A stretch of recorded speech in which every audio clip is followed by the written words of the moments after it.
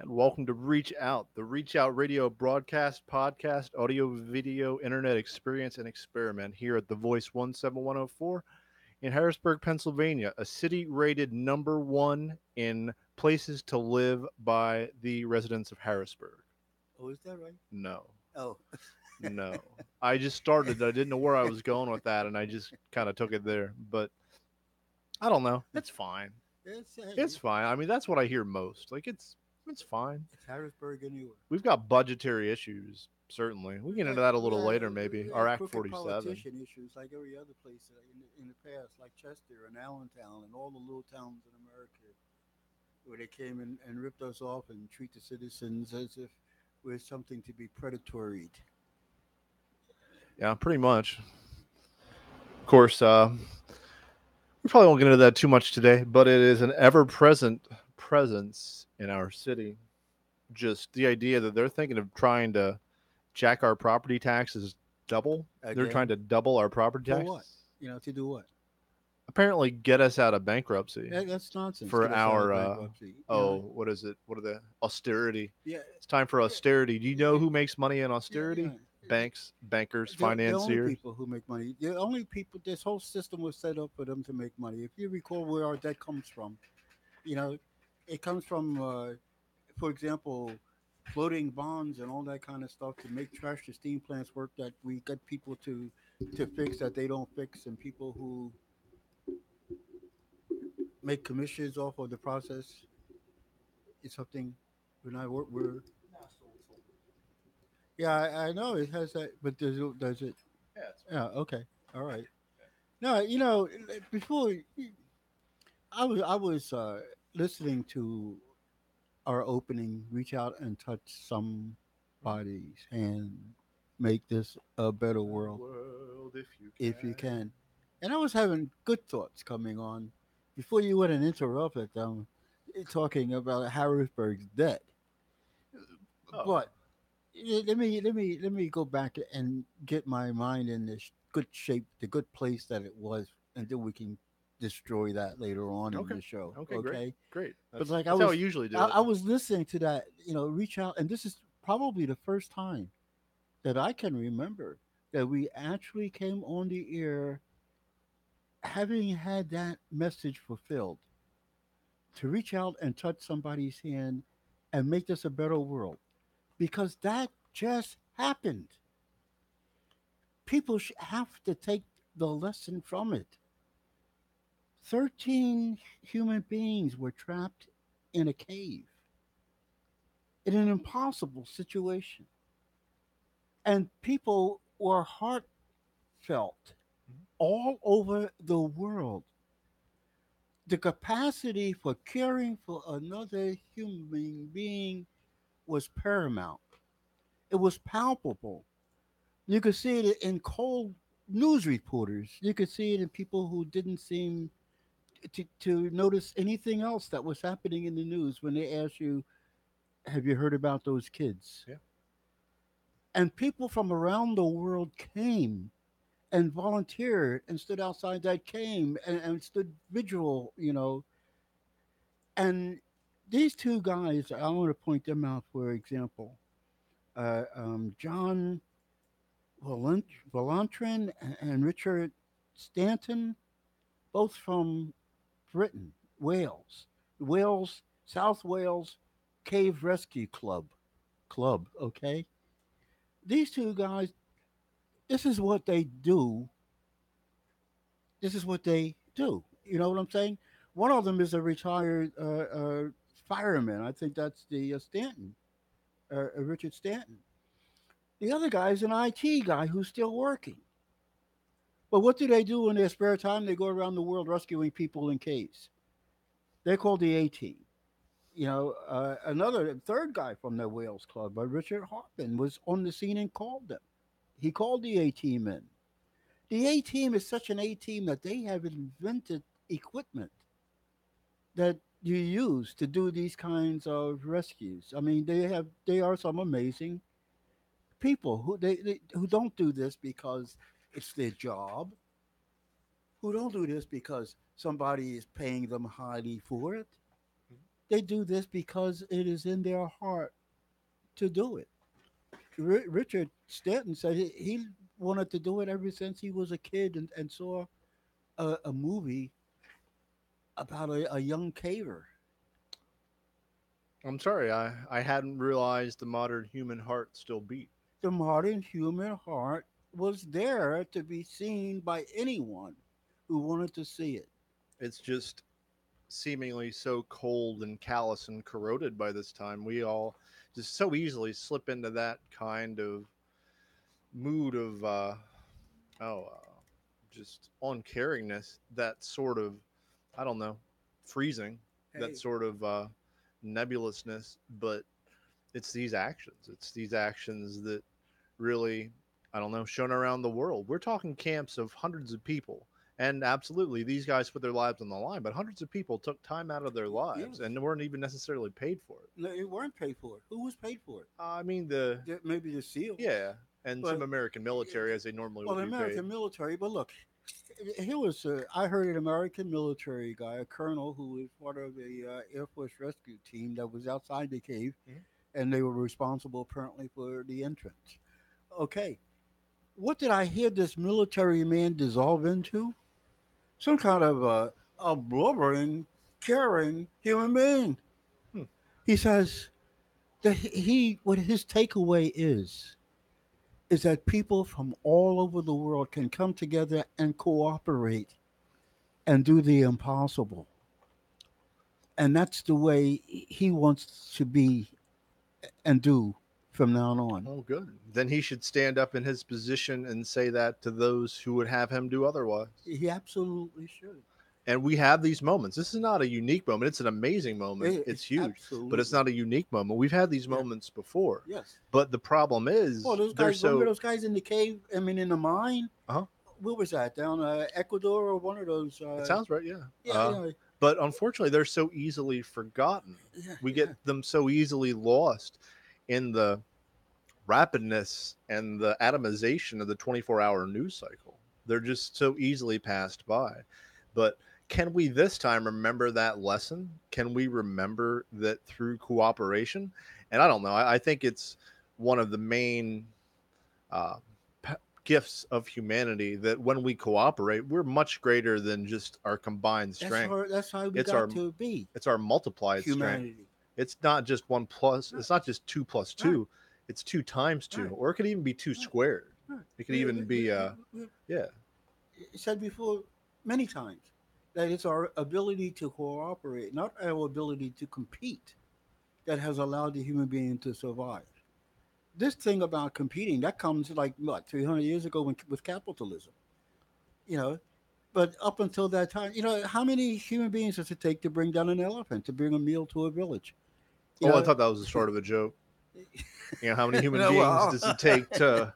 yeah, well, yeah, No, well, I would think at that's least 6 or 8. well, you got to surround it. You got to get his attention. You got to keep him focused on something else. What these other guys do. I mean, it's But it, now you only need one with a 50 well, caliber I'll sniper see, rifle. but here to do that job that nobody had ever done before, and which personally, when if you go back 3 weeks when those kids were first trapped in that cave, like 6 days or something, and I said, why are they still looking for them in a flooded cave?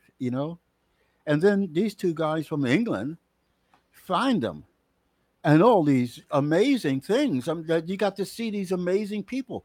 You got to see this 25-year-old coach. Now you can imagine yourself with 12 kids. The oldest is 16. I actually heard that he had died. There's a lot of just confusing news Yeah, yeah, stories yeah. coming out, but I was very happy to hear yesterday that he had Yeah, survived he as well. survived too.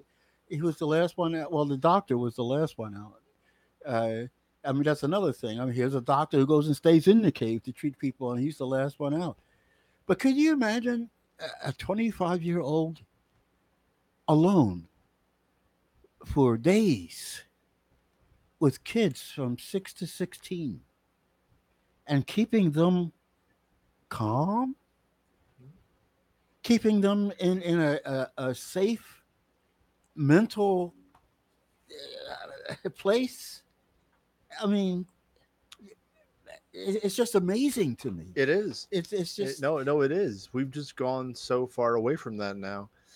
But I feel like back in the past when community was so much stronger, that's just kind of something you would do. Expected. That was a part of Yeah, who yeah. we were as a people. But we get a chance to see it again. Yeah, but as I We're mean, witnessing it now. as we are tied to our screens and our video games and our computers, and we're just so separate from everyone else, that seems like such an alien skill to have.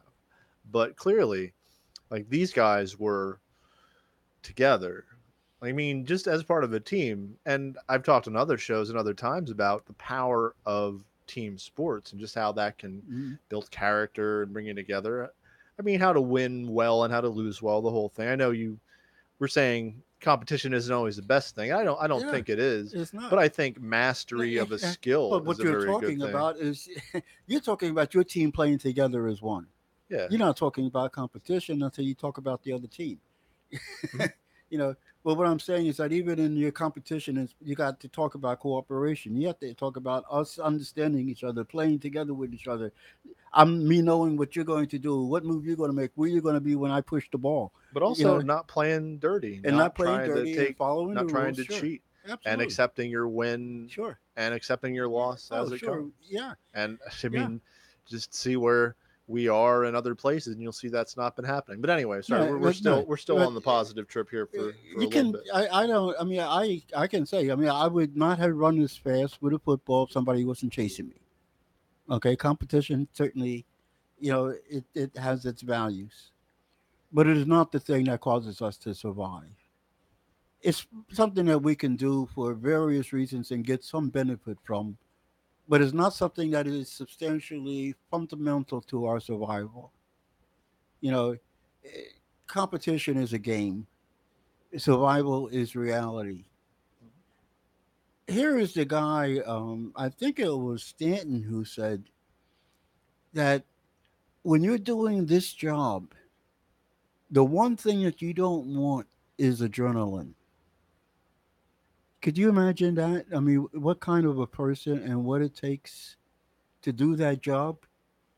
That you have to face a situation of death, even life and death of your own, without adrenaline.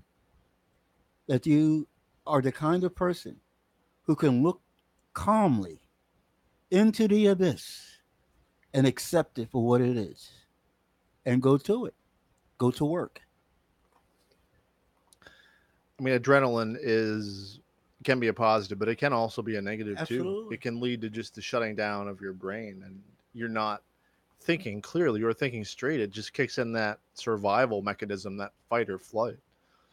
But when you're down there, when you're trying to teach kids how to wear a breathing Yes. apparatus, when you're trying to teach them how to scuba dive through a mile of submerged cave, when you're trying to come in there and just save lives where you have to think and adapt and plan. Yeah, adrenaline's not really what you always want. It's not what you do want at all. Mm. You know, but look how many people have mastered that. Look at these people. Look at these elite human beings who can put it all on the line for other human beings. Never asking, who are these people? What is their race? What's their mother's last name? You know, human beings. Fortunately, in a way that they were in a culture that is a hopeful, excuse me, a hopeful culture. Buddha is kind of a happy figure. You know, it's a hopeful culture. I saw interviews with the parents of these kids before it was even known that they could be rescued, and they were hopeful. I didn't hear a single one of them who was pessimistic, and it was all real. They said that they knew that the job could be done by those people who were doing it. Yeah, absolutely right. No, Hopeful. that was good. No, I had heard all sorts of confusing and conflicting news stories about it as it was happening, and then I finally got some pretty clear news on Monday. We covered it for another show that I do, where 8 kids had been rescued and 4 were still in Hmm. there. But at that point, we didn't know if the coach was okay or not. But the coach was in the youngest four. Yeah, You know, it's, they bought it's them out apparently by the strongest first, and really yeah, yeah, which meant the oldest, like 16-year-old, was the first one out. They didn't bring them out by weakest first. They had a doctor in there and okay. all that, Yeah, no, it's but interesting. I thought that would have been the other way around. well, you See, have it's to, counterintuitive. for example, well, this is what the kind of thinking that you have to do. This is what the adrenaline not being there is about. You say to yourself, here we're going to do something, and the first kid that we bring out, we're going to have to practice how to do it. It's never been done before, you know. Then you don't pick the weakest or the youngest. You do want to pick the strongest and the most capable, so that you can learn how to do it for the rest of them, so that by the time you get to the weaker kids, you have a system down pat. You have a modus operandi. You have a way that you understand, you know, how you have to maneuver and how you have to move, and even, how you have to interact with the child. But they had to learn these things as they went along, and they had to understand that they had to learn these things as they went along. For all the skills and for all the confidence that was there, what was lacking was arrogance. They were willing to talk among themselves and come to the best modus operandi, not my way of doing it. And so easily it can devolve into that. It can Yeah. devolve into the tribalism, the competition. It can go to that. Well, I tested my methods in the Navy SEALs diving program 5 years ago, Mm. and we saved 10 people in 10 hours. So mine's best. No, I'm part of the British Royal Mm. Rescue Corps, and we saved 15 people in 14 hours. So ours is better. But no, I'm glad it was led by this club of people who were had that compassionate instinct in their heart. And but all of those people, I mean, you can't say who it was led by, and that's the point. Well, You know, is that all of those people cooperated, whether you were a Navy SEAL, whether or not you were a civilian volunteer, whether or not you were an Air Force colonel. They all had this capacity to recognize and respect each other and cooperate in order to save a human life in a miraculous way, in a situation that had never been done before. The dire situation with the world watching that had never been done before. And no egos came to the surface. You had to search these guys out to get interviews with God, them. I wondered how that's even possible. Hey, it's not about 15 minutes of fame for these people. And It- you it- and you saw there was a movie crew right in there the day oh after yeah, getting yeah. people's That here we stories, go. and Of they're course, looking to yeah. make TV movies and examples of this and that. So there is going to be that kind of Yes, thing. well, I mean, that's almost the inevitability of yeah. our world, Well, but yeah. I don't think the people doing it were looking for that. They're But not no, looking to be some kind of uh, hero, you know? we saw who those people are. The movie isn't going to tell us. You know, the movies are going to paint black and white and conflict and all those storytelling devices. You know, I saw the movie of that that thing blowing up in the Gulf. What was it? Horizon. What was the name of that movie? I can't think. Deepwater Horizon. Deepwater Horizon was the name, but is that the movie name too? I'm not sure. Well, I thought that was just the explosion of the oil platform in the Gulf that that was the caused yeah. the giant oil spill, right? That's the one I did. that killed. Yeah. I didn't realize they'd make a movie out of Oh that. yeah, there's a movie Of out of course they it. would. And you got heroes and villains and all that kind of thing. And the one thing you don't have is what happened. Do you have any sort of acknowledgement of corporate The one thing you responsibility? don't have is what happened. Wow. It doesn't tell you what happened. It doesn't tell you. It shows you things down there tinkering and tickering and breaking and then blowing up, but it doesn't tell you why. By my understanding, wasn't it mostly just faulty piping and regulatory failure? Wasn't it that Well, mostly? first it starts with trying to do something on the cheap. Also, trying to do something that you really never needed to do in the first place That you for the shouldn't have sake been of doing. profit. What are But you doing down there? What was it? Thousands of feet deep. trying to tap as a gas and oil. Oil, It yeah. was an oil Well, source. the two are mixed regardless of what you're going Yeah, for. like that's not honestly that's not something you should do. Which is also one of the big complaints I have about the deep sea drilling near the Arctic Circle, especially near Alaska. Those are treacherous seas. Those are Eh, very You terrible, know, powerful seas. we, And what are we've you doing come up there? we've come to a time where the only way to look at fossil fuels is what's in the ground must stay in the ground, and that's for the survival of mankind. So any of these other kinds of discussions about whether or not we should be drilling here or there or whatnot are superfluous. They should not be taking place at all. You know, there's no reason for drilling anything anymore. And whatever we're going to do to proceed into the future, we're going to have to find another way, a sustainable way, a renewable way of doing it. So even carrying on these discussions is ridiculous. As long as that discussion is going on, then we're not doing what we should be doing. So also props to Costa Rica for declaring that they were done with fossil fuels completely.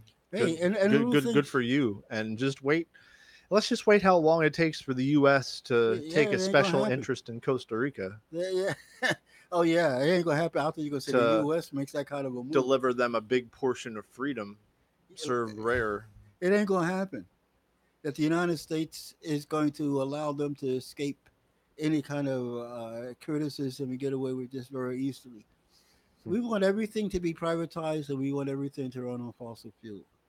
You know, that's what we're about, and we we are.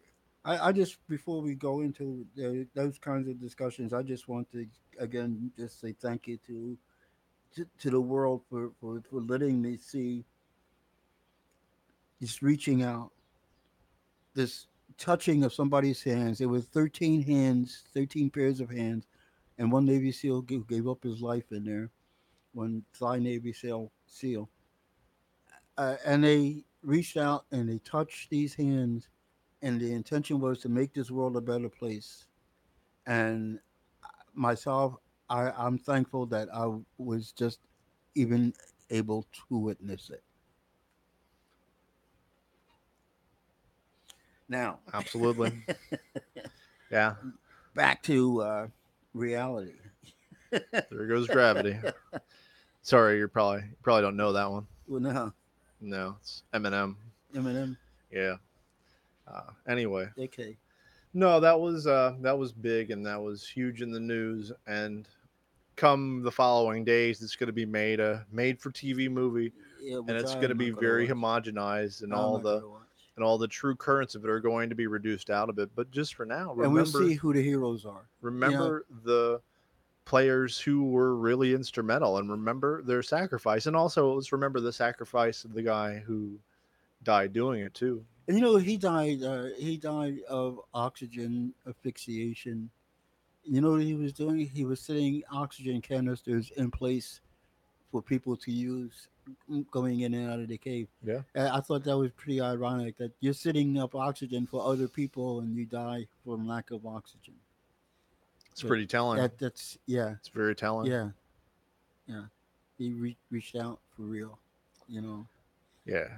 And ladies and gentlemen, when Thai people say that they have faith in people, their own people, and people from around the world, and they mean it as sincerely as they do, let's hope that the rest of us around the world can pick up that mantle and carry on with that in our hearts, knowing that this is a truth, a very viable truth about humankind, and let's cultivate that. We have a choice what we pursue, and all the momentum and the history that we can so easily see has tilted it towards greed, has tilted it towards selfishness, has tilted it towards getting yours and ignoring everyone else. That's what we see in the mindsets of many people today. That's what we see in Okay. popular culture. You see the embellishment of beauty, physical beauty. You see the accumulation of wealth and riches, and you don't see necessarily the plight of the poor those who are infirm and ill, you don't necessarily see that because that's not what's put in your face. But that's there, and there are many opportunities to, as we say and as we've always said, to reach out, to get out of your comfort zone, to get out of your place of sedentary pleasure, if you will, just sitting around watching TV, watching a movie.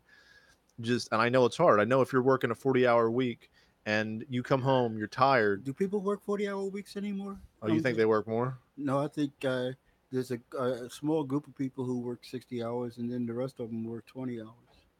As a business model for most companies anymore is to have people work less than full time. I know there are some. I'm not Some. there. No, I know there are some people who work 40-hour Oh weeks. I'm yeah. not Oh, sure. I thought you was going to say the other way. Look, Walmart and Giant. I mean, and all those big places. They you work 20 hours a week at Walmart. And it's a part of their business model is not to pay people full benefits. As a matter of fact, a part of their business plan is that you work 20 hours for them and you collect the rest of it in food stamps. You know, uh, Giant Foods. I mean, I like Giant because of our relationship with Giant. We get the bread and we feed the community with it, and they do a lot of things for the community. Actually, in terms of their reach out and their public relations and sincere, I think. Community relations. When we ask them for something, they more than likely give it to us. But at the same time, if you're a cashier, you play a heck of a time trying to get more than 20 hours a week. Even managers get played with with those current business models. with those low hours, you are not guaranteed health care. Well, You're that's the not guaranteed idea. worker That's the protections. idea is that they don't have to pay benefits. That's why. I mean, we don't even have to give you vacation pay. We don't have to give you paternity, maternity. We don't have to give you anything if we keep you working less than 20 hours. And what with the Janus versus AFSCME decision, those rights are going to be even more deleted. They're going to be eliminated. And you see already situations where I heard downtown a friend of mine was saying that outside a union headquarters, anti-union groups were paying individuals to intercept people coming out of union shops Hmm. and try to convince them to get out of their union, not to pay union dues. That there was an active process in place on the ground to take people out of the union. Well, unions have lost already. I mean, I don't want to sound like a, No, yeah, but the unions you're have right. already lost. What are unions anymore? You know, you got a few, but there was a time. I mean, you still got things like the IWW. That's still around. It's a ghost of what it was. Still around I though. agree it's still around, but I'm talking from a perspective. I'm talking about a perspective. I'm talking about real numbers. I'm talking about when real unions had real power. When union bargaining, when the automobile workers, when one of them sat down and talked to the corporation, and they was going to come out to a bargain, they were going to get so many hours and so much per hour and all that kind of. It affected all the people who made automobiles.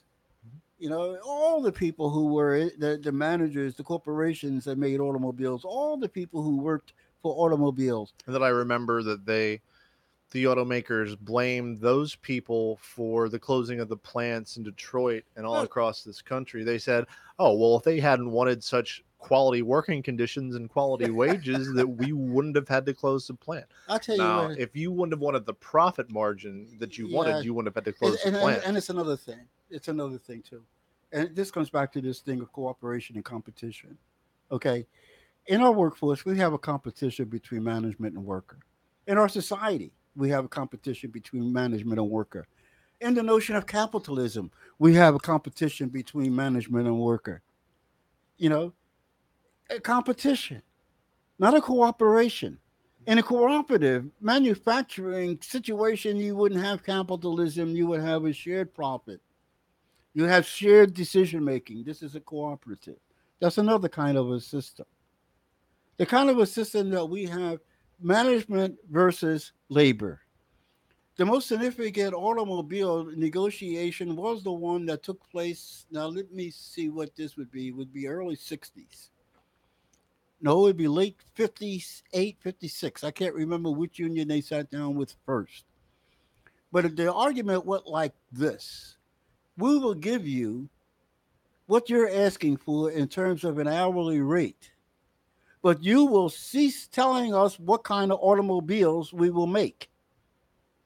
The competition at that time was coming from overseas. They were just starting to import in mass. It was 56. Uh, Volkswagens. The American people were saying things like, let's save on gas. Why do we need these big hogs? The unions were recognizing that the American people were asking for another kind of a car. And lo and behold, a kind of car that would sell better, that would help create more jobs. I mean, they're not just trying to do that for the betterment of the people and the interest of the people, but they are doing that, Yeah. which is great.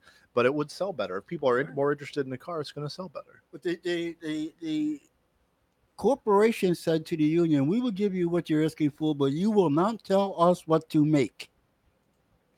And they went and made these gas guzzlers power hogs of the highway, and they lost to overseas competition at that time. What year would you say that I was was about? 56. Okay, yeah. Okay. No, that's the whole 50s, 60s muscle Yeah, car era. yeah, right. Some beautiful cars, some Yeah, really yeah, oh beautiful yeah. cars. I know my dad loves them. He restored a bunch of them, and they're great. They're gorgeous, but they are ridiculous, and they use a ton of gas. You get like maybe 10 miles to the gallon. Oh, I even have a 78 T-Bird sitting in the garage. It was my grandparents that they Mm. gave to me, and it gets under 10 miles to the gallon. How are you supposed to drive that? Right. I mean, it's nice, it's cushy, it's Well, comfortable, it's we great, were but at that cusp. You yeah. understand, where the unions is recognizing that this was not the future, and the automobile makers had an understanding that they could do what they want and sell it to the American people. You know, we have this problem with this hierarchy in all of our systems where we make our policies from the top down and then sell it, PR it, or whatever we're going to do to it to the rest of us, It's the instead different. of involving everybody in the decision. It's a whole vertical versus horizontal Exactly. idea of organization. And a Exactly. lot of people are so used to the vertical and so unaccustomed to the horizontal that they say, well, there's no way the horizontal model could work. There's no way that you peons on the bottom could have any kind of Well, who says ideas. that? The people at the top. Yeah, but they've said it so much and that it's such a narrative that even the people on the bottom start to believe that about themselves. Well, I kind of like agree with that, but I also think that the people at the bottom is in some ways just plain giving up. I mean, And they feel I'm beat. not saying, you should give up, but in a way, like if you face that kind of pressure for years and years and Oh years, yeah, like yeah. how can you blame them? Well, they started by after World War II, they started by they recognized the unions. They gave Americans, especially blue collars Americans, just enough that they felt that they were gaining, and they had this feeling of hopefulness for a future because they were doing just enough better than what they had done yesterday. But there was a deliberateness about this. I will give you a good reference source.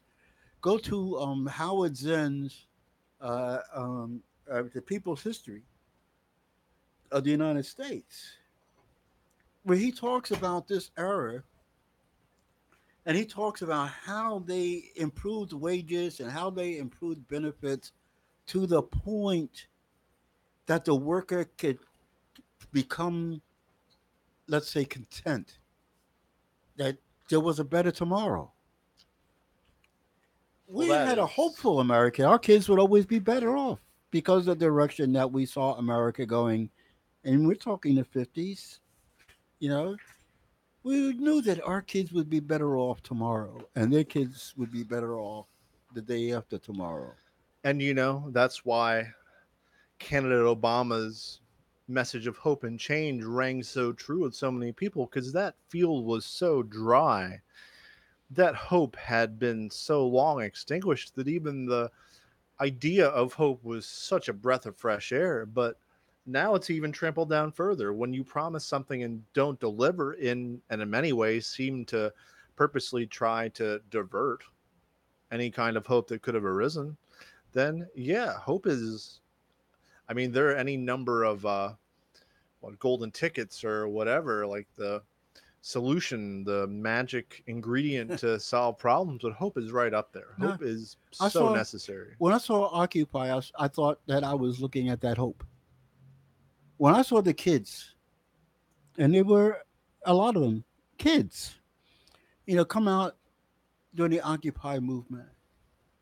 They came out with the attitude that if they spoke it, they could change it.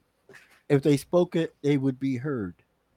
If they said it, it would be recognized for what it is, and all of which could have been true. Some kind of a basic faith in democratic institutions. Basic institutions of Wow, democracy.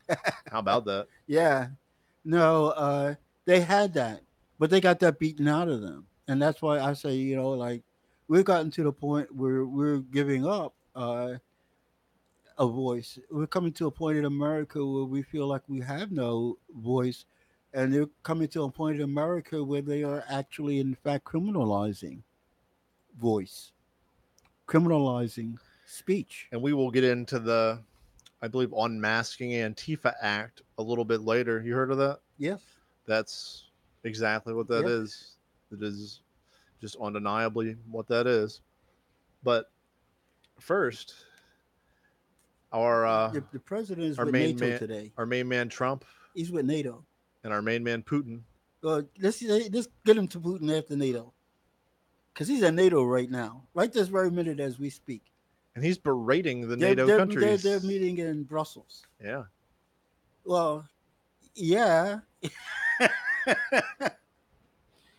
You see here, and this is something that we should really continue to understand, ladies and gentlemen. You remember when we talked about, was it last week? We were talking about 1893, and we were talking about the fact that we were seeing ourselves as being or becoming an empire for the purpose of markets. That we were saying that China was a natural market for us, that the Philippines would be a market, that Latin America was our market. Yeah. The You undeniable know, connection it's between okay. capitalism and imperialism. Okay, well, this is no different today. What Trump is saying is that we have this market policy where the reason that we develop things overseas is because of market. We go to China for market. We go to Philippines for market. We go to Jamaica for market. Anyway, uh, he's saying we're coming to you, Europe, for market. He said we had enough, and this is a reality. United States spent a lot of money in Europe, Mhm. but they spent the money to buy Europe. They didn't spend the money just because we like to spend money. You understand? The United States was NATO. We didn't mind paying for NATO because we were NATO. When we spoke, NATO did what we said. When we sold weapons, NATO bought them. And now, for example, you have a weapons industry in Germany. You have a weapons industry in England. The United States is saying to NATO, the United States is saying specifically to Germany, hey, you're going to buy some of our weapons, or else we're not going to be around anymore. Donald Trump is promoting sales. You understand Mhm. that our policy is sales. Our policy is to sell guns. Any place, whether or not we talk about Africa, whether or not we talk about Europe, we sell guns. We sell weapons of war. We sell weapons Mhm. of mass destruction. And we're going to make sure, doggone it, that you buy them. It's just a very clunky way of expressing a statute or a set of rules that have been repeated again and again throughout the last regimes. The idea that NATO is pretty much a customer base for American weapons and American military providers. And yeah, maybe he's coming out and saying it a little too I don't know, No, clunkily, brusquely, or whatever. well, it's at But that point. again, it's a question of style and not Yeah, substance, no, well, and it's at that point too. which is his big thing. Like he doesn't have the style, but the substance is exactly the same. Well, it's at that point. You understand that if we didn't have Trump, we would need a Trump. Uh, it's at that point. Europe. Look at Europe. I mean, we had to force Europe to make sanctions against Russia, for example. Mhm. You know, he goes to Germany. He says, "I'm having a problem with you, Germany, because you got this Russian pipeline coming down here, and this Russian pipeline's coming down here. That means that you're going to be buying your gas from Russia." He doesn't want them buying gas from Russia. He wants us to pack our gas in these cylinders and ship them to Europe, and Europeans buy our gas. And we tried to make within those sanctions, if you remember, the situation where they have to deny buying gas that's just cheaper in Russia and buy American gas, which they have to build ports for. And it's a continuation of that process. He's saying to Germany, I see a future where you're more and more connected economically to Russia, and that's going to be a market that we don't have. And he's saying, get off of it, That stop it. seemed incredibly natural, though. That seemed Oh yeah, they're right there, oh and the yeah. idea that we are so caught up in conquering and domineering and mastering every possible market there is a little much. We can't do that. We're not No, strong enough, and we're not innovative enough. We're stretched way too thin, and it doesn't work. no, It doesn't work.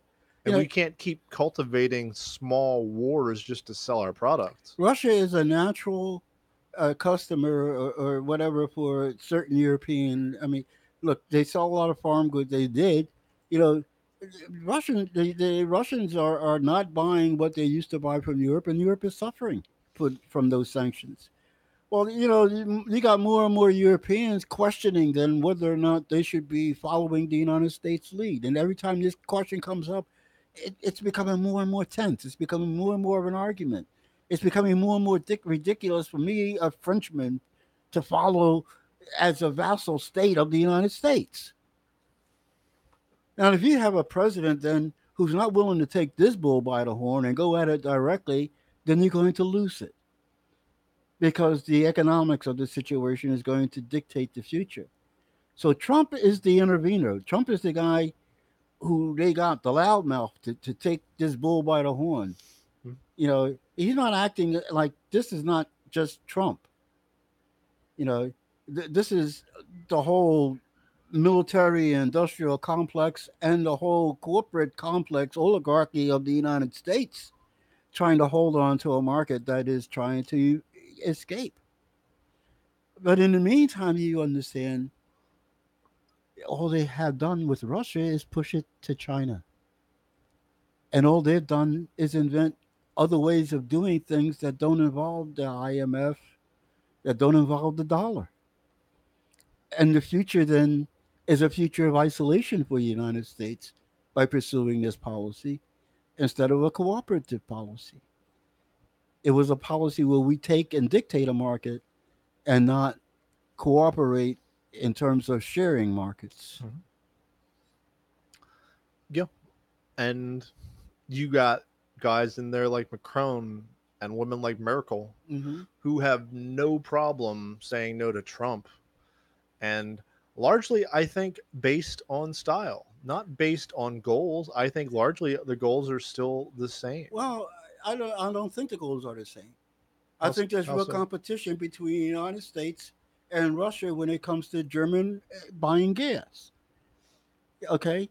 Now the other thing, like Merkel, look, Merkel, they might have looked like they smoothed it over, and because they both can put on a smile. It did not. But Obama and Merkel never made up the fact that we were spying on her. You think that they just let go of something like that? That I find out that you're my enemy and not my friend, and I could just let that go overnight just because I smile at a news conference? Uh-uh. The relationship between the United States and Germany changed when we were spying on Germany. As it should have, and as they really should have expected. Yeah, yeah. What do you expect? Maybe don't spy on your friends. Honestly, don't really spy on your enemies, and especially don't spy on your people. Yeah, And we're doing all three. yeah, We're doing all three of those. If you look at the data centers that collect all the internet traffic passing through this country, just in case at some point we'll need some piece of internet traffic that came through from anyone, anywhere, at any time. Preposterous. yeah. Uh, yeah, again, you know, we can come back to where we always go and say that there's more to be gained for human beings through cooperation than through competition. It's true. But those who want to dominate the world will never recognize that. You know, one of the problems that was stated over and over again historically is that the problem with winning a war is the winner. Because they think their methods won, Yeah. or they think that war is what made them successful. Yes. Yes. And so they could keep up that posture, you know? And then it becomes like, who's going to teach him the lesson? But then, of course, that would only indicate that there would be the next. I That, mean, we're at a point where using our methods any more into the future, we're going to teach ourselves our own lesson. well, we're going to isolate ourselves, quite frankly, you know, very soon with an economy well, I mean, we're taking a lot of things that's really going to isolate us. And I mean, let's face it, you know, except for modern technology, we were an isolated country. It was one of the things that allowed us to grow the way that we did, was because there was these two oceans between us and the rest of Europe, and those mess that were those uh, technical people lived, you know. And all we had to And do was eliminate 700 tribes of Native yeah, all we Americans. had to do was kill the Indians, which was genocidal, and that's one thing that we have to understand about what we were trying to do. What we were trying to do was, in fact, genocide. You know, Of it course, we'll wasn't do never we have cop to it. any Indian wars. No, we didn't have Indian wars. We committed genocide Mhm. against Indians, and I mean, just look at the level of technology between the two peoples. yes, And having better technology does not make you a better person. no, of course not. Obviously not. No. Most obviously not. The Iroquois had better laws. They had more humane laws. Admittedly, I mean, they were also warlike. They also went to war against the Huron Indians and nearly wiped them Sure. out. That's not they're not angels. They're not No, completely no. peaceful angels, but at the same time, like they didn't have on the scope that the Europeans did the methods of war and vengeance. No, that's why they were a cooperative series of nations. You know, ultimately, after the wars, they were able to come together as a cooperative series of nations and make laws between themselves to actually ultimately prevent wars between them. You know, and that's the chronology of that history. Achievable, probably, but interfered with, definitely. You know, but here we are, 2018, and we have a NATO that was ostensibly invented after World War II to defend Europe against Russia. That purpose of NATO has never had any relevance, basically. There was a Cold War with Russia, there was never a hot one. And the Cold War was eventually over. Mhm. And the only thing that NATO has been used for basically has never been defense of Europe, but very offensively in Libya, in Africa, in Kosovo. So there was also the agreement, I believe, was it by Bush back in 91 or 92 with Russia that they would no longer expand towards Russia's borders. Well, we go all the way back to Reagan.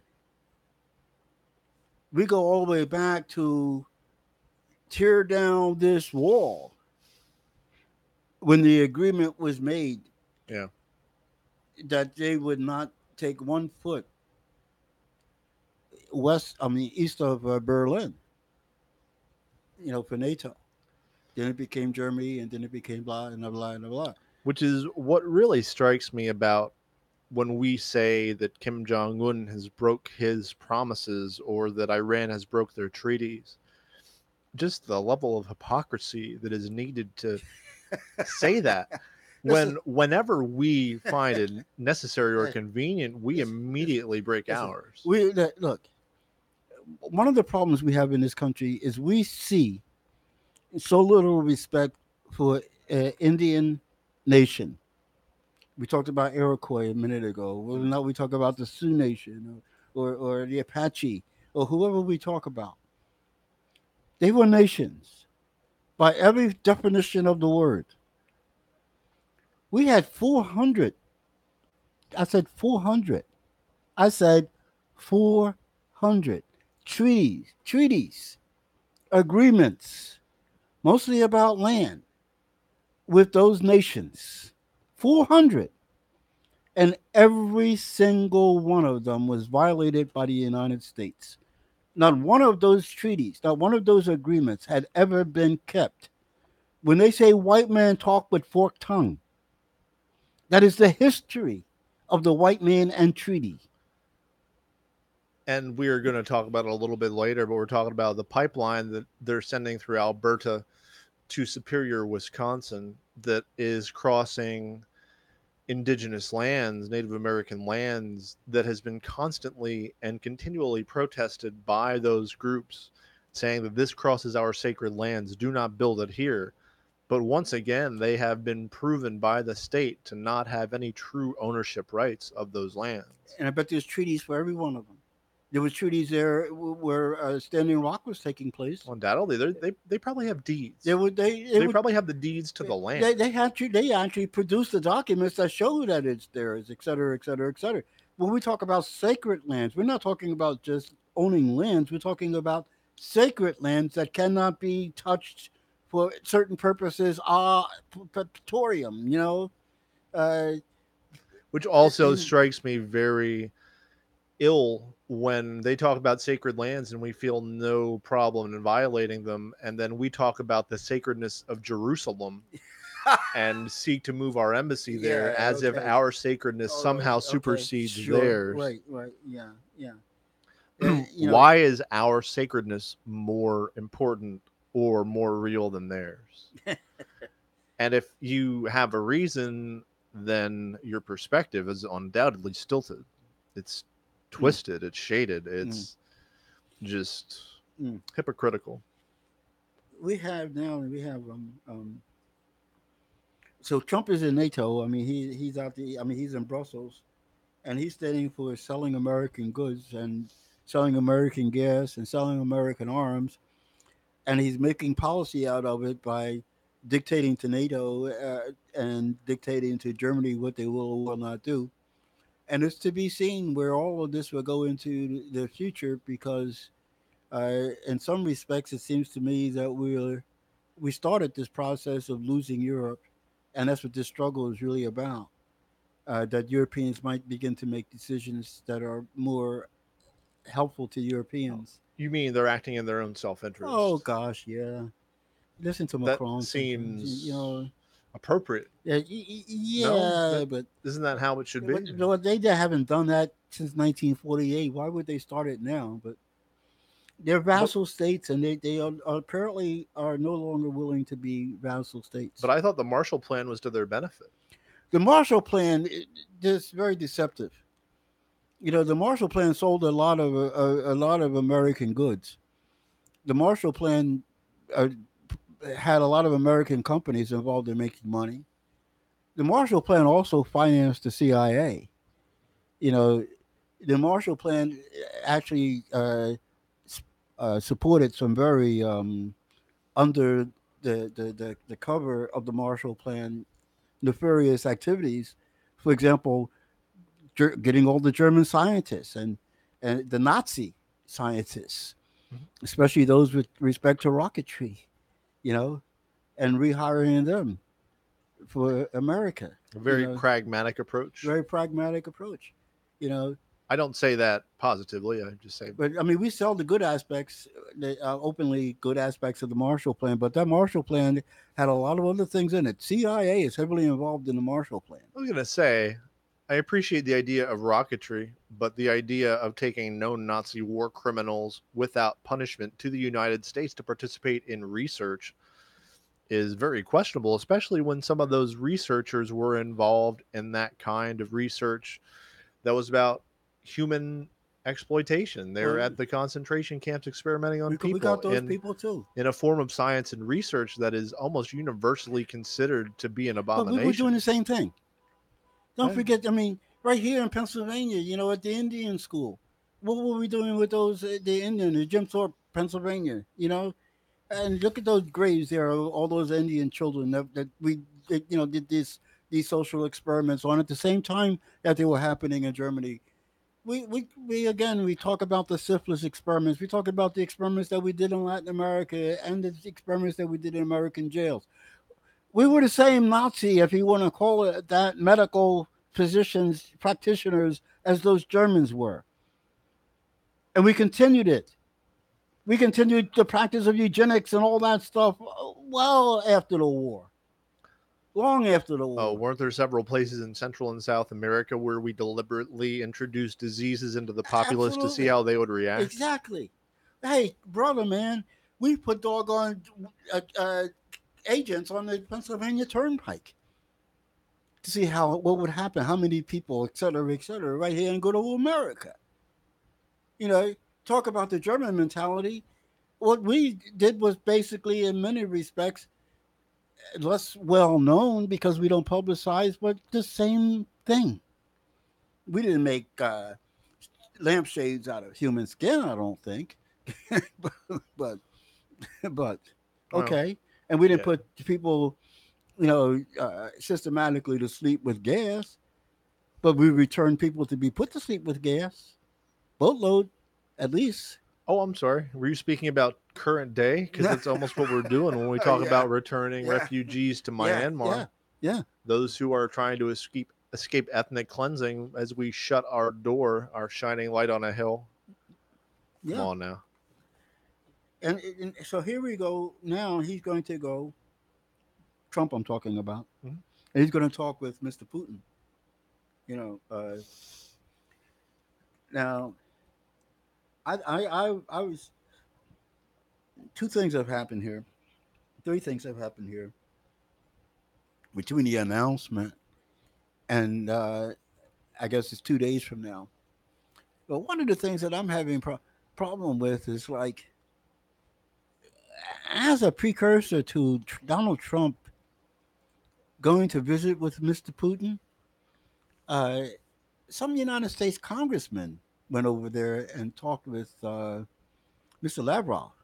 Mhm. You know, and I was I was taken by this. I thought this was wonderful. Trump is not going it alone. We have Republican congressmen who are also interested in having good relations with Russia rather than war. But they must be our enemy. There's no choice. Well, one It of has them, been determined. this Shelby, is that his name? Richard Shelby? Richard Shelby. When he was there and they interviewed him in Russia talking with Lavrov, he said, "We think it's good for us to talk." He said a lot of good came out of our talking. He said that Russia and America would be better off as friends. And then he came back to the United States and they said, "Did you say these things?" Which, of course, he did because we saw him say them. He said, "I said to him, you keep your hands off of our elections. I said to him, you stop meddling."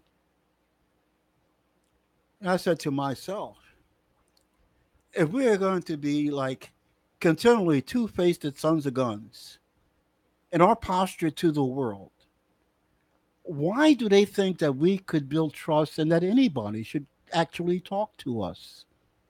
Why should anybody believe a thing that we have to say, whether or not you're Kim Jong Un or Vladimir Putin? Why should you believe us?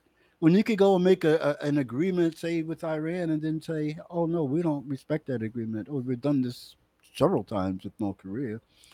But when we can go and two-facedly stand in front of a news conference with Mr. Lavrov and say these wonderful things and come back 2 days later and stand in America and renege on it, why should anybody trust us? Fool me once, shame on you. Mm. Fool me 30 times. Right Come on. on, man. Right on. Then the other interesting thing, the United States media is accusing Glenn Greenwald. Mhm. He's the guy who works for The Intercept. The Intercept, yeah, a lot of good stories, podcasts, everything. He's a co-founder of The Intercept, actually. Mhm. And he was the one who published the information that Mr. Snowden wanted to get out to the public. Well, he went to a conference in Russia. Newsmen from all over the world did, but he was one of them.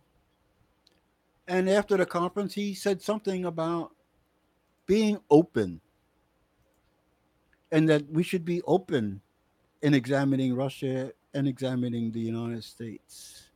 Putting the United States and Russia on a par.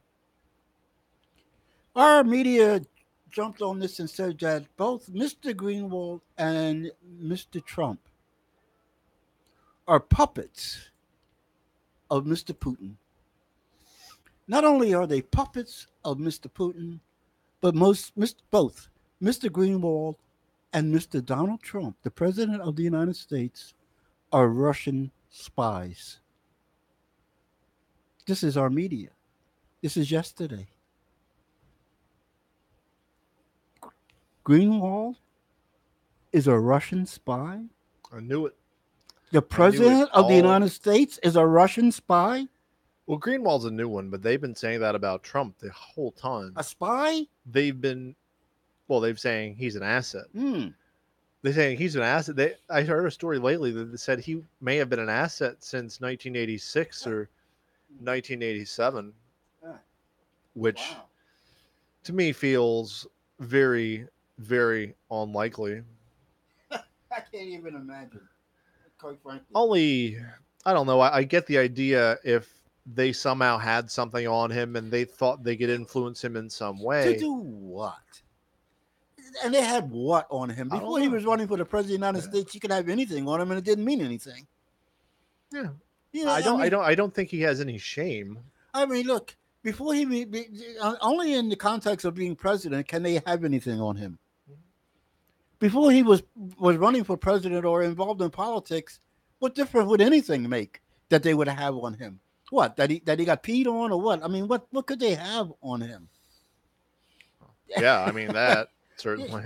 Well, but, okay, so how many times can you tell that story, even if it's true? People are still talking about it though. But how We're many still times will it talking about upset people? You understand? You know, It's been 3 or 4 years, and it's still upsetting people. It's still Yeah. saying that Donald Trump is a what because he got peed on. He's a what? Where does it go from there? After you say he got peed on, where does it go from there? He's a what because of that? He's a Russian spy doing what?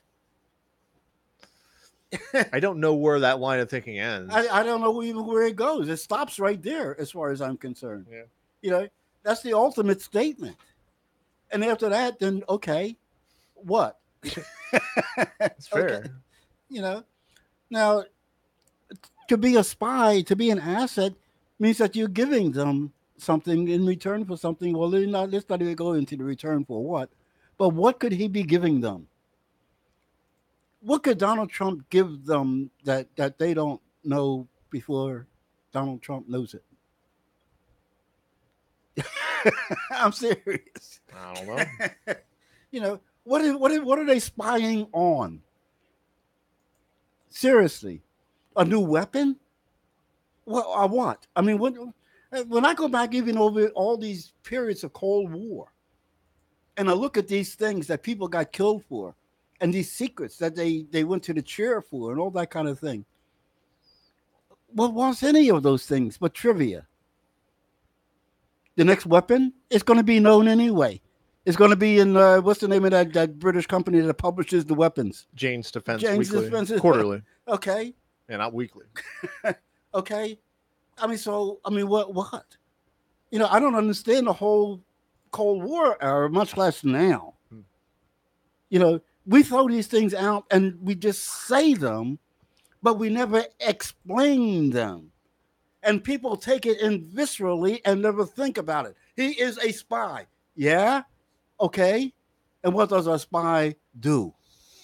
What does he do as president of the United States, spying for Russia? What does he do? Tells them what? The Congress is going to meet. I'm going to fire somebody. Perhaps it's less what he tells them and more what they tell him To do and what? want him to do. To do what? What could they tell him to do? To cooperate with Russia?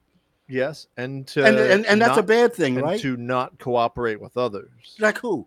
Germany, France, Oh, England. you mean that you tell me that our animosities with these countries that we're having right now have something to do with Putin telling us, or they have something to do with our disagreements about the markets we were talking about? That's more likely. That's undoubtedly more likely. It has to do with the markets we were talking about. It doesn't have a darn thing to do with Putin telling them. Putin. If Putin said don't get along with Germany, and we didn't get along with Germany, what would Putin gain? It could also be in the form of placing tariffs on China and not on Russia. We're putting tariffs around there and starting wars on our own stupidity. For crying out loud, we got sanctions on Russia. Come on, now be serious. I'm not advocating this is my view. I You know. understand? You can't advocate anything because there is nothing that any of them tells us that can be useful in understanding this. Because they can't tell us anything because it's all visceral. I'm talking about for us because we're supposed to just take these things viscerally. As soon as they say red, value. we're supposed to be scared. As soon as they say Russian, we're supposed to be warlike. As soon as they say these key words, we're supposed to react in a visceral way and not think about what are you talking about. To be a Russian spy means what? But Bill, the KGB. What about the KGB? No, that's all you need to say. Oh yeah, right. Look, I'm all open to a consideration of that possibility if there's real evidence, if there is real anything. But I'm not even open to it. Have seen nothing. I'm sorry, I'm not open to it because you've been lying to me all this time, and now you got to tell me something true. You haven't told me anything true yet. My thing is just show your cards. If you got them, show them. And you haven't, and you probably won't. Look, since 1948, we have been lying to the American public about what we're doing. Yeah. Now I'm saying everything you say to me, I only recognize as a lie from the past. When are you going to come clean and we can go forward into the future? I'm supposed to not think when you tell me these things. I'm not supposed to think that the FBI is setting these people up, for example, and whatnot. When you say FBI, I'm supposed to think they're the good guys. When you tell me that Martin Luther King was threatened by the FBI, and then you tell me that I'm supposed to just think when you say FBI that the FBI are the good guys. I'm supposed to just think of the FBI as being the good guys and everybody thereafter as being the bad guys. Well, Bill, you were supposed to have forgotten that by now.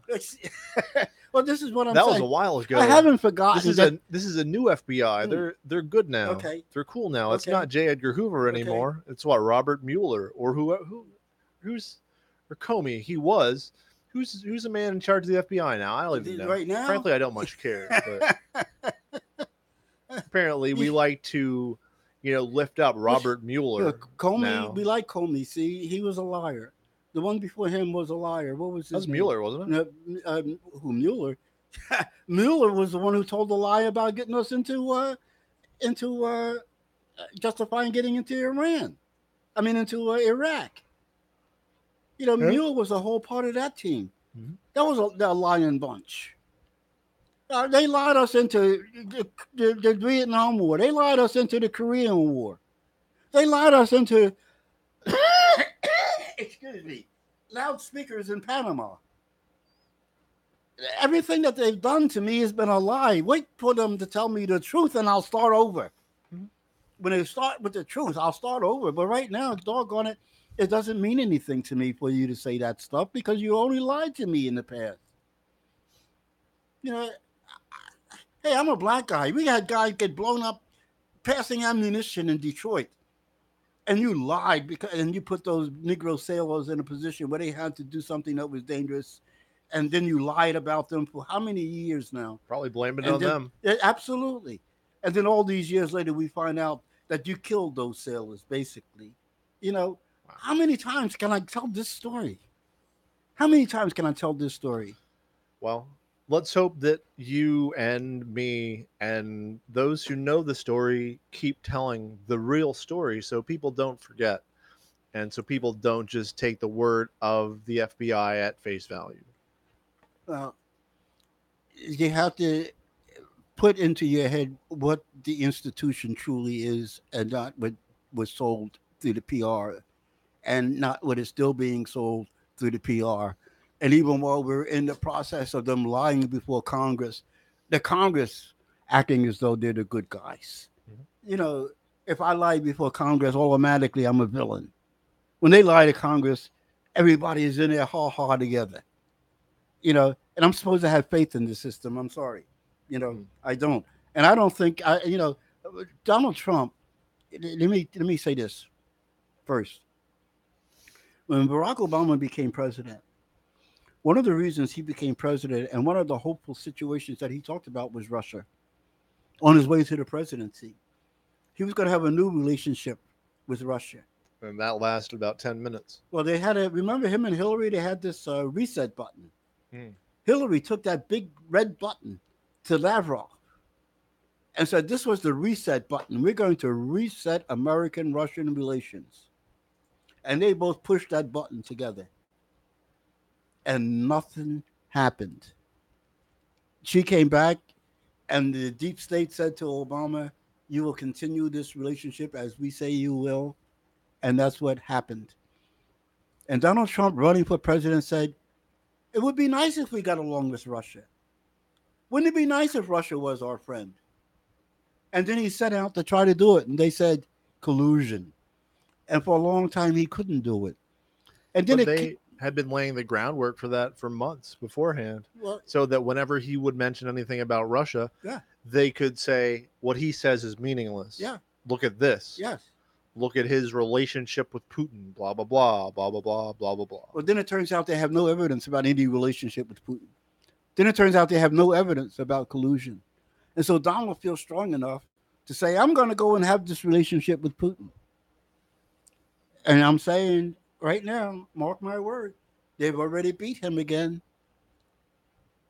They already beat him again. The sign was that he's saying in Germany, we won't stand for you to have a relationship with Russia and setting up this competition. And number two is the United States media saying that if he comes with any kind of a deal, if he comes with any kind of a friendly word, it's because he's a spy. They have already beat him. And they beat him out of having a reset button. And it will go on the same way that is going on so that we can continue to make and manufacture and sell weapons. Because we have to have an enemy out there worthy of the arms that we're producing. Yeah, that does seem like our goal. That is our goal. And Trump, hey, man, you had you made a good move, but I think they already sidestepped you. Okay, so what? You don't have evidence. You're a spy. You don't need evidence. You're a spy. He's the Mr. Bean of spies, though. If he's a spy, he cannot be that good at it. He's a weird spy. Yeah. Wouldn't it be that if you had somebody spying for you, it wouldn't be somebody who you would want everybody to know is a spy? I mean, how effective can he be? But you know something? You can sell this to the American public. The American public, if you say anything, then there's a doubt. I mean, for crying out loud, you say, boy, the weather is nice. And somebody says, do you think it'll rain? So then you have to question. The sun is out, but you're having a debate. Is it going to rain? That's what we do every day. They phrase a question.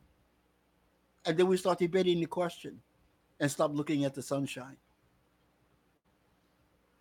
Over and over again. We've seen it. Oh, yeah. Is he a spy? Is this because it's Putin?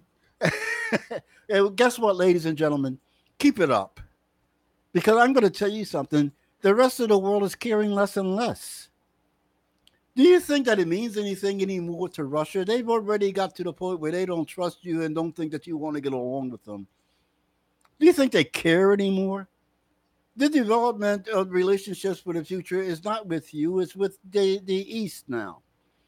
You know, going back to what's his name, who went around Europe and learned how to build ships, and Peter the Great. Peter the Great. Russia has been looking to Europe, and Russia has been looking to imitate Europe and to become a Europe. Mhm.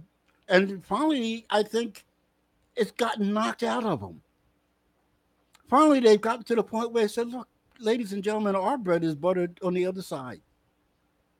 Our relationship is with China and the Silk Road, and those relationships that are coming. It's not with this hegemony that's dying and is the past. It's not with a Europe that is breaking up because of an elite Brussels. It's not with an England where Johnson, by the way, just got fired. He quit, he said, because of Brexit.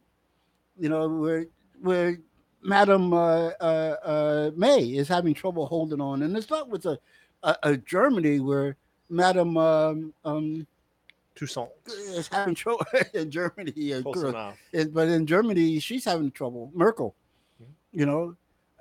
it's not in a France that I see myself as becoming unrulable in the next 2 years if you keep going down this austerity trail. You know, Russia's future is no longer in Europe if they want a bright future. It's in the East. Because no matter what they have done, no matter what overtures they have made, no matter what concessions they have made, Europeans and Americans have not accepted them. And they've given up. When Trump said that the G7 should be the G8 again, Putin said, "Well, really? I mean, y'all ain't nothing but a big club. I'm now with the BRIC companies, the BRIC countries.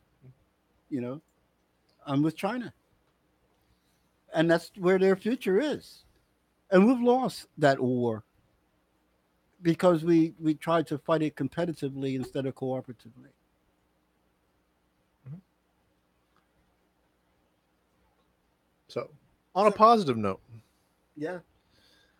something we've talked about a great deal over the past year and a half, the inauguration day protest Mm. and the trial, and those people who were at one point facing over 100 years of jail time for protest. All charges have been dropped completely across the board. Now, That's isn't that the one all where the over. prosecutor violated the law? Yeah. Oh, So it took okay. long enough. And Yeah. seemingly she is not going to be arrested or Mm, disbarred or anything like that, though, at oh, least to my oh, yeah, knowledge. yeah. Well, But they never do they? that's all over. Mm, mm, And yeah, look, I've known several people. There are 3 people in Harrisburg who have been part of this J20 ordeal, who have throughout the process been part of having to go to Washington, D.C. regularly for trial dates, and who have been accosted and approached by people, not just on the right, but from the alt right, people who have listed them on websites, who've registered them, who have come to their homes and asked them and sought them out for whatever reason. It could just be to harass them, or it could be something worse. They have been victims of this kind of both governmental and on an individual level of persecution. mm. For what?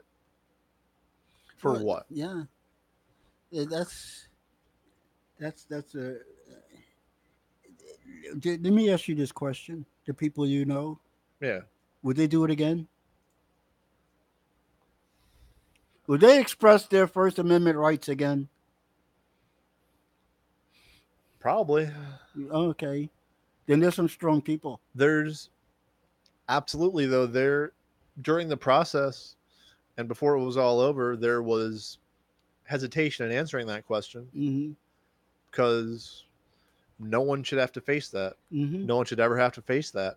And I often think that it was just done as a dissuasion just as a tactic to dissuade people from that level of Yes. protest. Yeah. Well, did we do this with the socialists?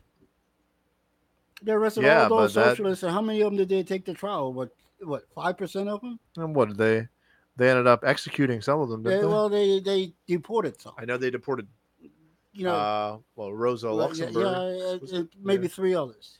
Yeah. But out of all those thousands of people that they arrested, how many of them actually went to trial? They did it to intimidate. Hmm. And it worked because they did it again and they did it again. It was a page from that playbook, the exact same playbook. Right. That's what I'm suggesting. Yes, you know that they continue to play these games. That they're not new games. They continue to invent and reinvent the same old games. Yeah. But what disturbs me also in something that you said, and I see it in other ways, of course. You know, the woman out there in California who doesn't like Donald Trump and is a congresswoman, Oh, Maxine Waters. Maxine Waters is her name. Yes, Shoot straight, Maxine. Shoot Straight Maxine. Now, as you know, I'm not a favorite fan of Maxine Waters. She used to be one of my heroines, Yeah. but when she became a Hillary Clinton devotee Yeah, she faded into the establishment. and paid into the establishment and moved up into her mansion and doesn't recognize or respect Black Lives Matter, then I gave up on her. Yeah. But here she is fighting uh, as a part of the resistance against Donald Trump. And as a part of that, came out and said that people should harass administrative people who are in public and tell them what they think. Mhm. Now, I don't agree with um, her reason for doing it because of the resistance and because of her support of Hillary. If she had done this, in my mind, purely out of her concern for the immigrant, then I would have been a lot more respectful. But people have reacted to that in such a way that they said they would kill her. It came to a point where she could not go out and appear in public. It came to a point where she could not go out herself and eat in public. It is not because of what people say, but because of what people threaten to do. And I say this, as I might not like what she did or said, but it is really, really nasty to kill somebody because of what they said. You know, there's a pattern in America. Black Lives Matter people have been called and threatened. I was going to say, I just saw something about that. They're grouping Antifa, who was a large contingent of the protesters on J20, and they lumped the people in of Black Lives Matter and Maxine Waters that they deserved to be in a hole 6 feet underground, which of course, a metaphor for murder, Yes. just because of their protest and their views and of what they said. And not even necessarily violent protest, Yes. just of what they said. But even if it was violent protest, that is absolutely no reason to murder somebody. Let's just be completely straight about that. There's a huge uproar about those two guys who stole that kid's MAGA hat, Yeah. and a lot of people on that in that faction who said those people should die. They should die. We are coming to the point No, where we've they're been. we're at that point. We've been. We've always been, and that's my point. Where that is just the reaction, where that is just that is a part of our personality, our fiber as a nation. I mean, look at the civil rights workers in Mississippi. How many civil rights workers were killed? Yeah. You think of how many little towns, how many civil rights workers were killed. You think of how many people were lynched in this country. You think of how many people were out and out. What did you do? Well, I'm not even going to talk about shooting Indians from a train. But it is a part and parcel of the American personality that comes out at all these times that we want to kill somebody. Yeah. That is in the nature of America.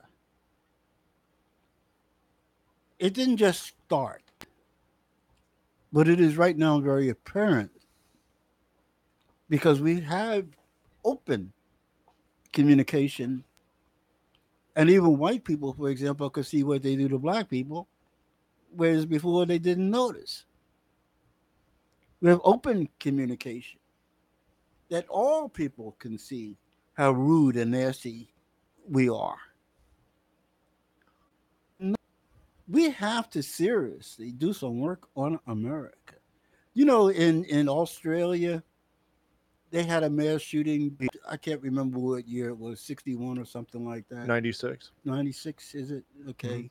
My memory. I believe so. They had a Maybe in the 80s, but I think it was 96. 96.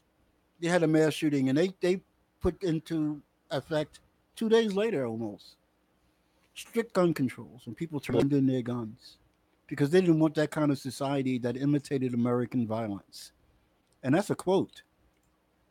We don't want the kind of society that imitates American violence. Can't blame them. Hey, you know, but they were looking at us, and we still aren't. Listen, America. She said something disagreeable. So you kill her for that? And we're speaking of organizations. Let's not ignore the rhetoric of the NRA and its new leader, Oliver North, who All people. who so frequently call for that extreme, and maybe not murder, but some of their people do by and by, but just that violent reaction, just the idea that violence is the answer and that by any means necessary. That's undoubtedly one of their taglines. It's a nation that started out purposely committing genocide. And I have a feeling that as you are born, it becomes a part of your birth DNA, birth pattern, birth right. Mhm. You know, you're born committing genocide and holding slaves. And without facing that, you expect to become a decent nation? You have to deal with that. I'm sorry. We have. I don't want to jump to that, but in in Lancaster, or where was that? Lancaster. The guy got shot in the back because he didn't follow the orders fast enough. He didn't comply. They called it non-compliance. Mhm. With the policeman who told him to cross his legs, as opposed to the policeman who told him to extend his legs. And in the confusion, I don't know what he did, but he apparently didn't satisfy either. And he was shot for non-compliance. He was shot with a taser. He was tasered, and then when he was writhing and writhing all over the ground, they shot him again with the taser. Well, people had called in this case that there should be justice. There should be justice because no individual should be subjected to harm simply for something that they refer to as noncompliance. Well, the mayor said that she was going to investigate, and the mayor did. And the mayor held a press conference the other day, last Wednesday, as we were meeting. Mayor Denise Soros, she said that the policeman who did the shooting, the tasering, and his partner would not be in any way punished, reprimanded, fired. Certainly not. Because what they did was within the policy. That it is the policy, the law, that if an individual citizen is non compliant, it is okay for the policeman to harm them. It seems like more a problem with the policy. Hey, hey. She said that they're going to change the policy, and I'm going to tell you this right now: it's going to be a cold day in hell when that happens. They're always investigating and changing policies that never get changed. But the fact that you have a policy in the first doggone place, that if I don't comply to what you tell me, shouting at me and confusing me, if I don't comply, you have the right to harm me. You have the authority to harm me. And you're going to call me citizen. No, no. You could call me victim or you could call me serf. We're not citizen because we don't treat citizens. We don't treat citizens like that. Absolutely. Just And saying. yeah, just getting back briefly to the criminalization of dissent, we have in Congress now, and it's unlikely to be passed, as many have said, but it's still there. It's called the Unmasking Antifa Act, as if you didn't know who it was targeting in the first place. If you didn't know who Antifa was, since they wore the masks to avoid being both, and it's not just by the state, it is by the state and by individuals. I was at a protest a few weeks ago, and there were people there who were obviously not pro to the cause of immigrants who were taking photos, who were obviously taking photos of people's faces. They were aiming at the faces and trying to get that, who they then add to their databases, who they then make a catalog for whatever means they do. It's not just the state, but the state is nefarious enough. What So that happens? Let me ask you just, I mean, before you go on, but a technical question. If I took pictures of you at a rally, could I put them in some kind of database that has a face recognition system in it, and you could be recognized from that point on? oh, undoubtedly. Hmm. Yep. And it's not even it's a matter of having a photograph anymore, is it? Nope, absolutely not. And from that, they now can have access to your address, to your personal information, to any number of things that you like, any number of groups that you belong to, any number of identifying and participatory characteristics. Including And, your friends on Facebook. oh, absolutely. Absolutely right. And that it's really shifty how they describe it too. This act is that anything that what they also did was categorized Antifa as a domestic terror organization. It was officially designated as such, just like who was it back in the day? MLK. Uh, MLK was yeah, well, domestic terrorist. but so is Black Lives Matter. Yeah, But so has every black group been in this yeah. country. And the FBI specifically says that any black identity, in other words, a group that identifies itself as being black That should tell you something right group, there. That should be is pretty a domestic obvious. terrorist organization. Wow. Yep. They're just changing the rhetoric to that which is more cogent now. They use now terrorists. And yeah, pretty much any act that is done that is said to cause terror or panic or even I don't know, is destructive or obstructive even can carry a prison sentence of 2 years, 10 years, or whatever sentence they decree. If you go after people who are mistreating animals, you're a Can terrorist. yeah. If you wear a mask and you go out in public and you're part of a protest that blocks traffic, if you're wearing a mask, that could mean 5 extra years of prison time for you. It also means you could get run over.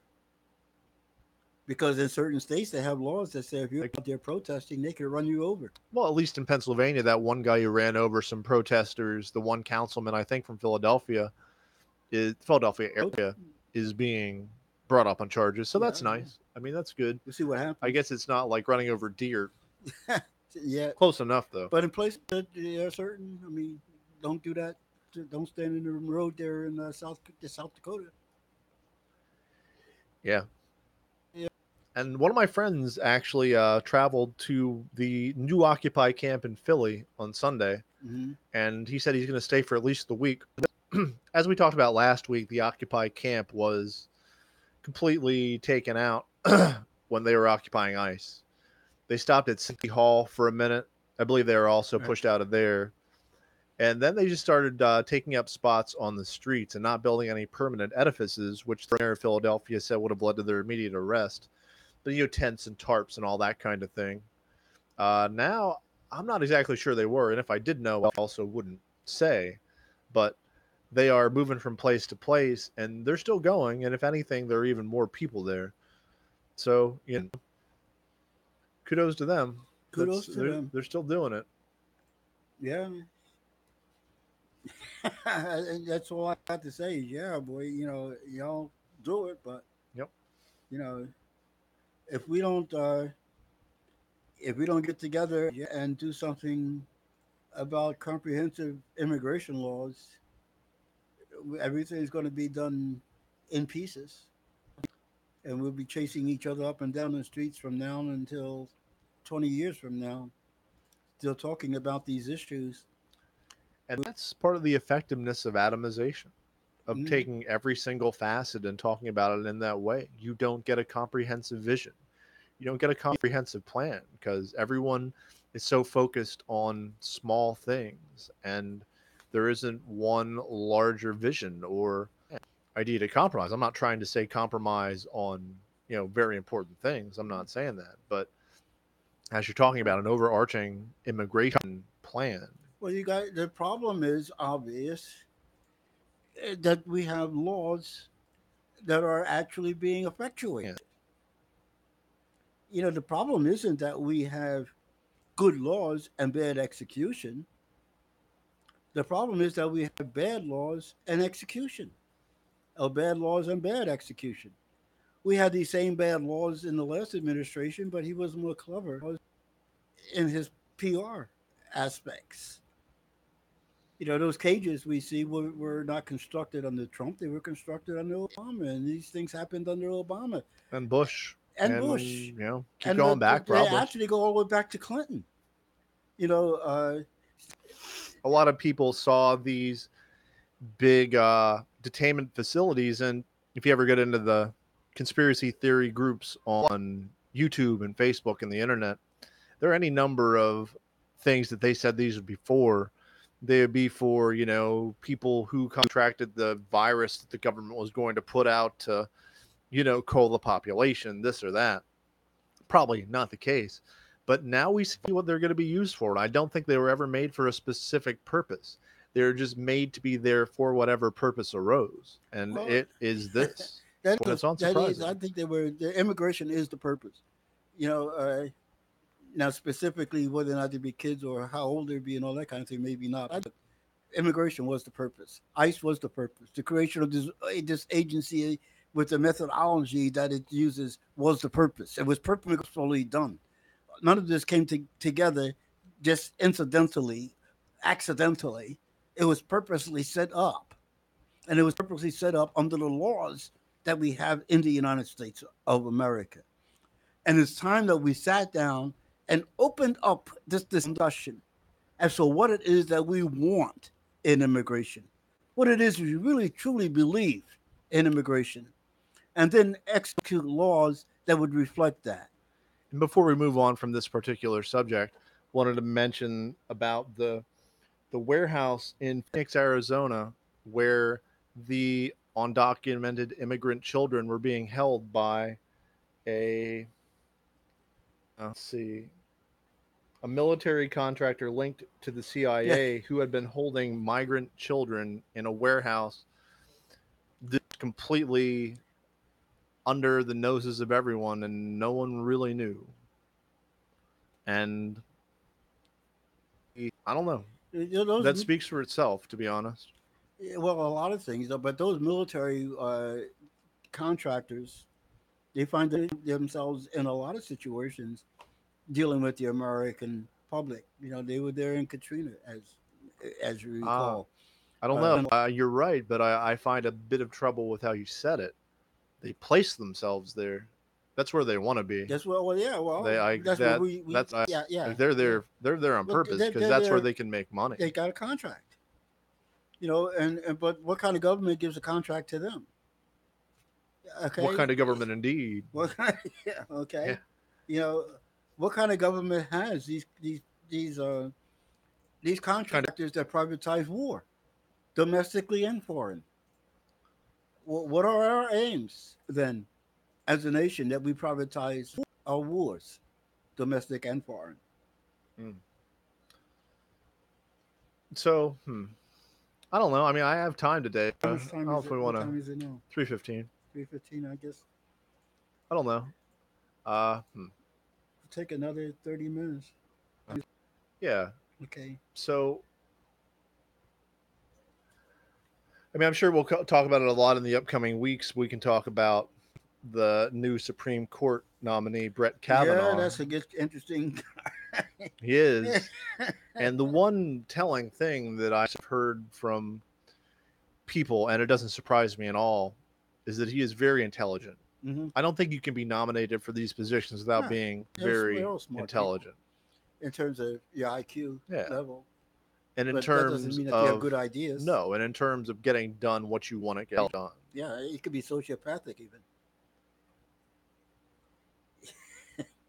But I don't go so much. I think that the Democrats need to get up and do something besides resist. I mean, if they have some ideas, it's time for them to come up with them and whatnot.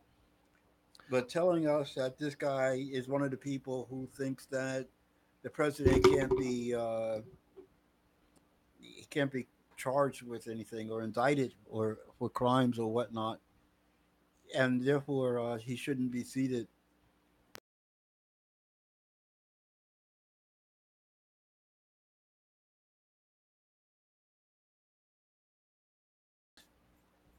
You know,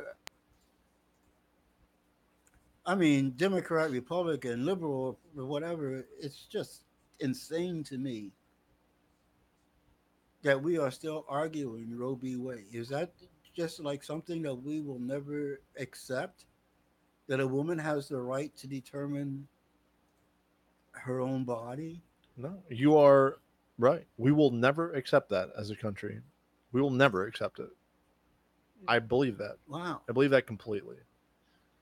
I believe that there are any number of powers on the side of, call it evangelical Christianity, call it whatever you will. It's not just that, of course, that's certainly part of it, but that will not let that stand. That will just fight it to their dying breath. It is such an issue for them that it can't simply be saying that, although I disagree with the practice of abortion, I believe that it is still a woman's right to choose. That will never be acceptable for them. And if they choose to do it, it will be done safely and in a medically registered facility. That will also not be good enough for them. I also do not believe that outlawing abortion will lead to the lack of abortions. It will simply lead to the lack No, of you go safe back to what we went abortions. through. Yeah. And And the look, abortion law came about for a reason. yeah, look throughout history. People have been aborting kids since the beginning of Since kids. they found out where they come from. Yeah. And I mean, yeah, a lot of times it was done, I don't know. I would say in the past when it was more of an herbal remedy kind of thing, Kick the woman there, in the stomach. I'm going way back, but I'm serious. I was going. I mean, I was going back to the more naturalistic times when they would have solutions. It would be some kind of They poultice had or or potion herbal or solutions. whatever. Yeah, Yeah, absolutely. You know, but let's there you're not. talking like Roman Greek about those times when Yeah, those let's those let's not romanticize those times as saying that no one knew what an abortion was or wanted to get one, because that's absolutely not the case. no, no, they did abortions. We could go back. You could read the literature. The reason I went to Romans and Greece because they wrote down things. You know, Yeah, they're even good. the They're good about that. yeah, Yeah. and they talk about that. I mean, they wrote about that. So I mean, there's no question but that they did abortions, and they had recommendations of which kinds of herbs and whatnot that you would use in order to do that.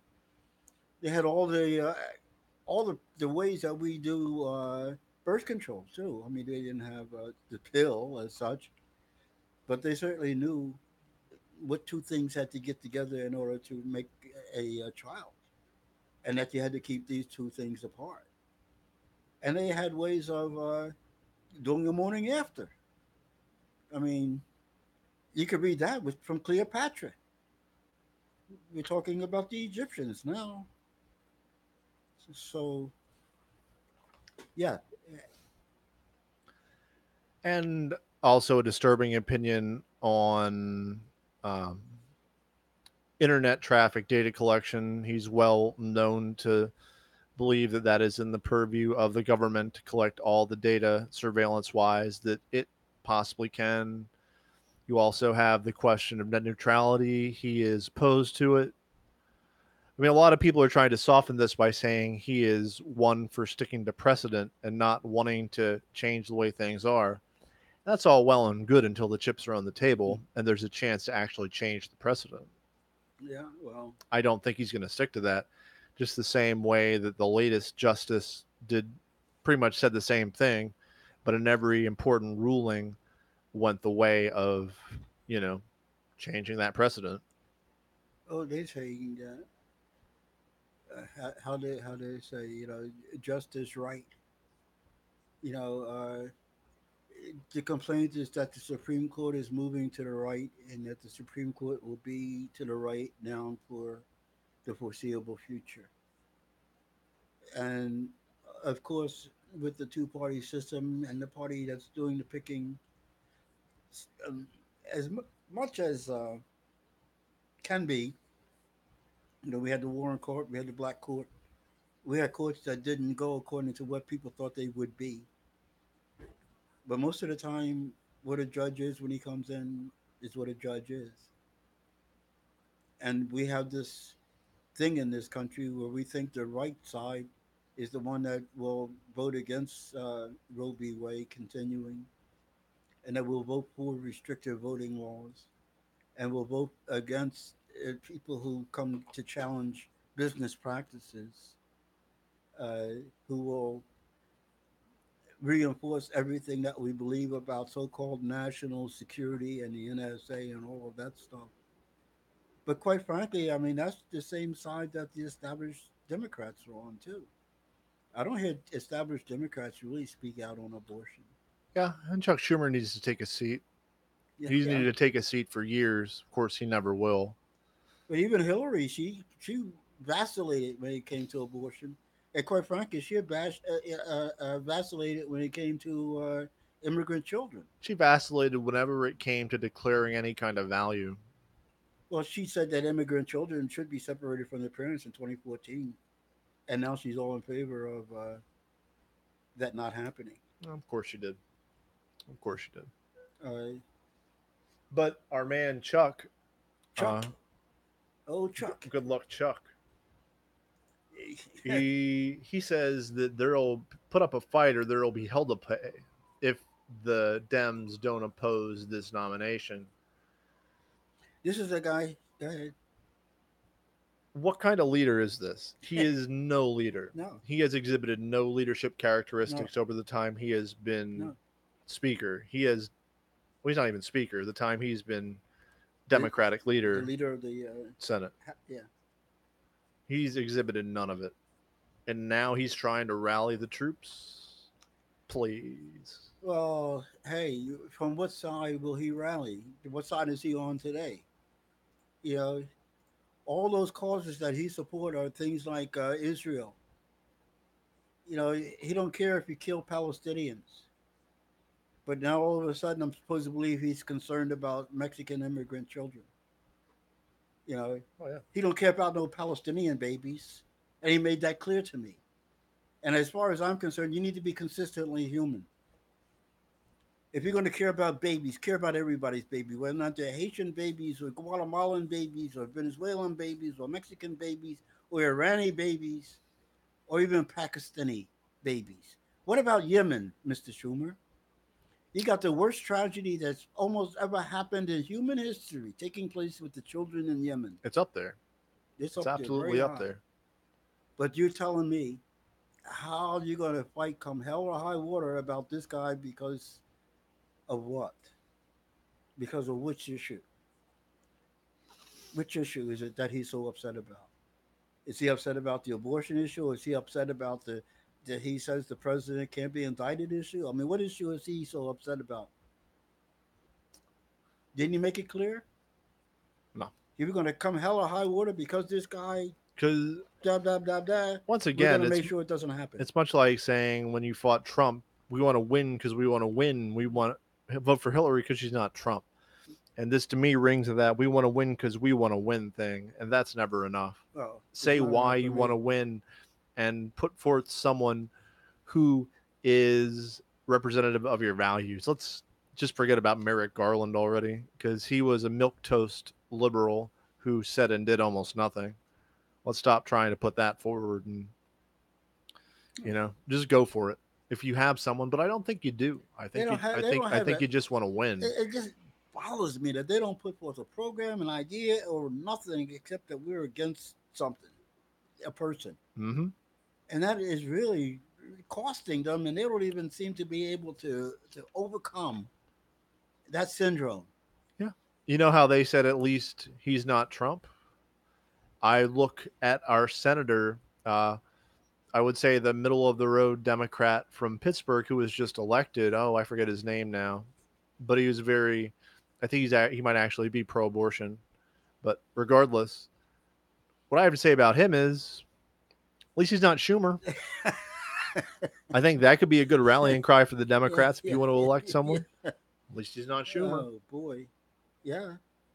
Hey, well, here's the party that's going out and knocking the hell out of any candidate that doesn't reflect their establishment Who puts until they people through a win, and then they litmus try to test? embrace them. Yeah, who wanted to make all the Democratic socialists who were just nominated in the primaries go through a Democratic Party litmus test in Yeah, order to get Democratic Party support. yeah. Oh, we could look at the case of Feinstein in Yeah, Feinstein's a spy. California. She's another one. She's a Russian puppet. I actually kind of believe that, but because I can't otherwise explain what she says or does. Yeah. Well, what has she said and done so much for Russia?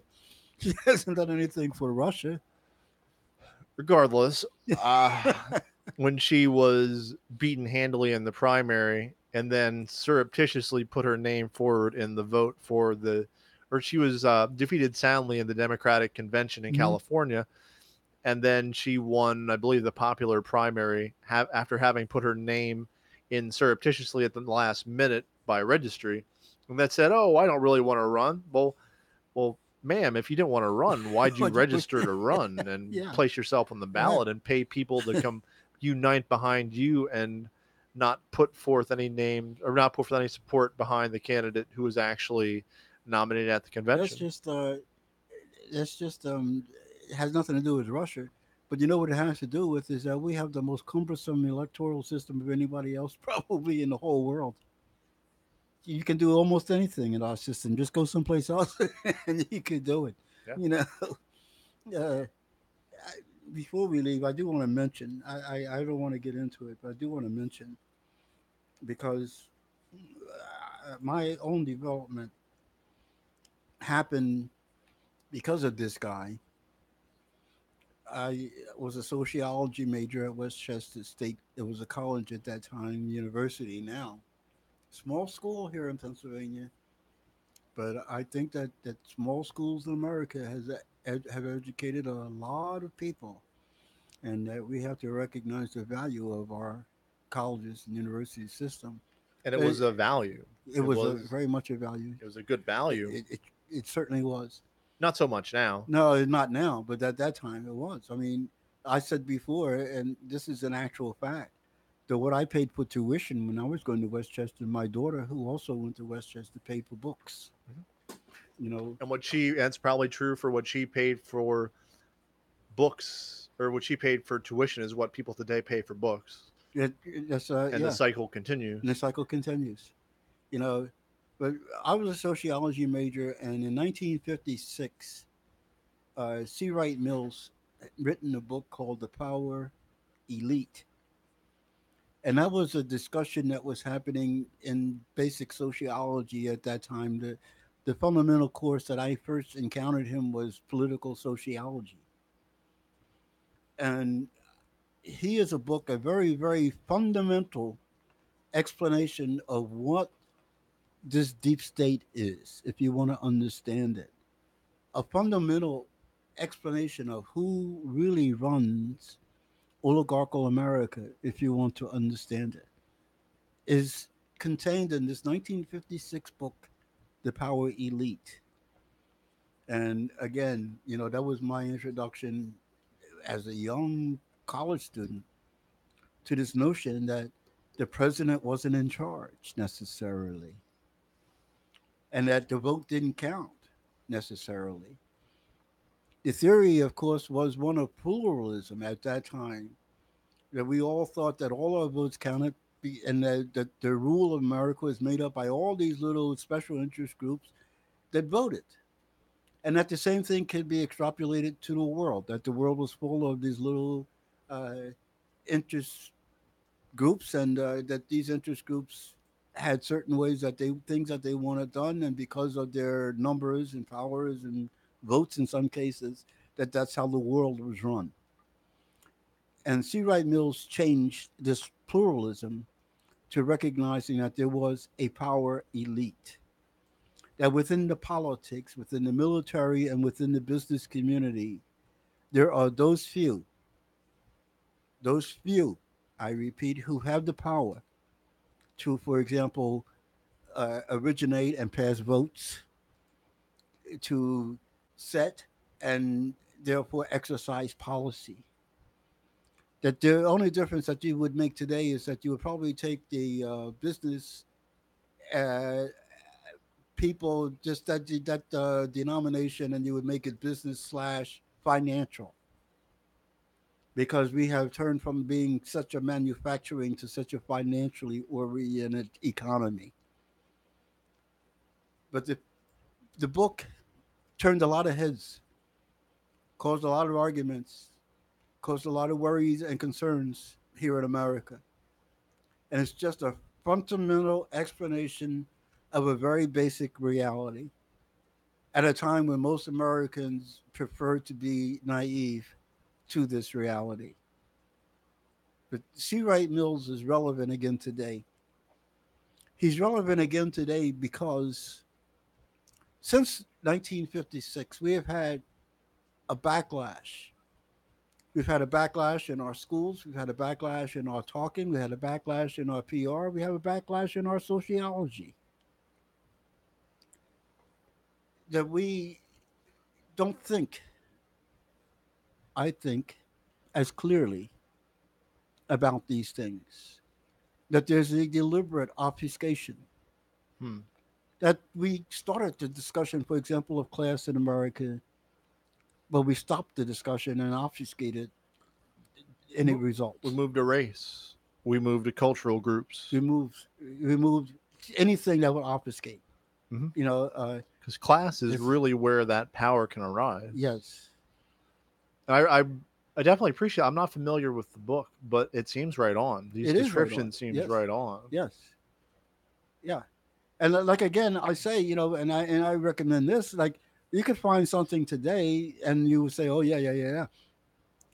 But this goes back to 1956. This goes back to that time when we had the people in charge who were the best generation. You know, Uh-huh. and this is a fundamental explanation of what's underneath that, and it's a very clear explanation by a very outstanding sociologist. You know, uh, C. Wright Mills. I'll talk about it again sometime, but and the more particulars about the book. But in the meantime, I certainly would recommend that anybody get a hold of it who can, and I'm sure you can find it at Amazon or any of those services. That sounds great. And in upcoming shows, we definitely want to get into. We haven't talked about it for a few months, at least in depth, about climate change and Yes, sir. about the. I don't know what to me. I mean, it's a fine move. I understand. Limiting your use of straws as a big corporate producer. But how about the 20 other things you do that pollute the environment many times more? Lancaster, the council passed an ordinance that they cannot use plastic bags in any of the stores and businesses in Lancaster. Wow. And I heard of something coming to Harrisburg similar to I that. hope so.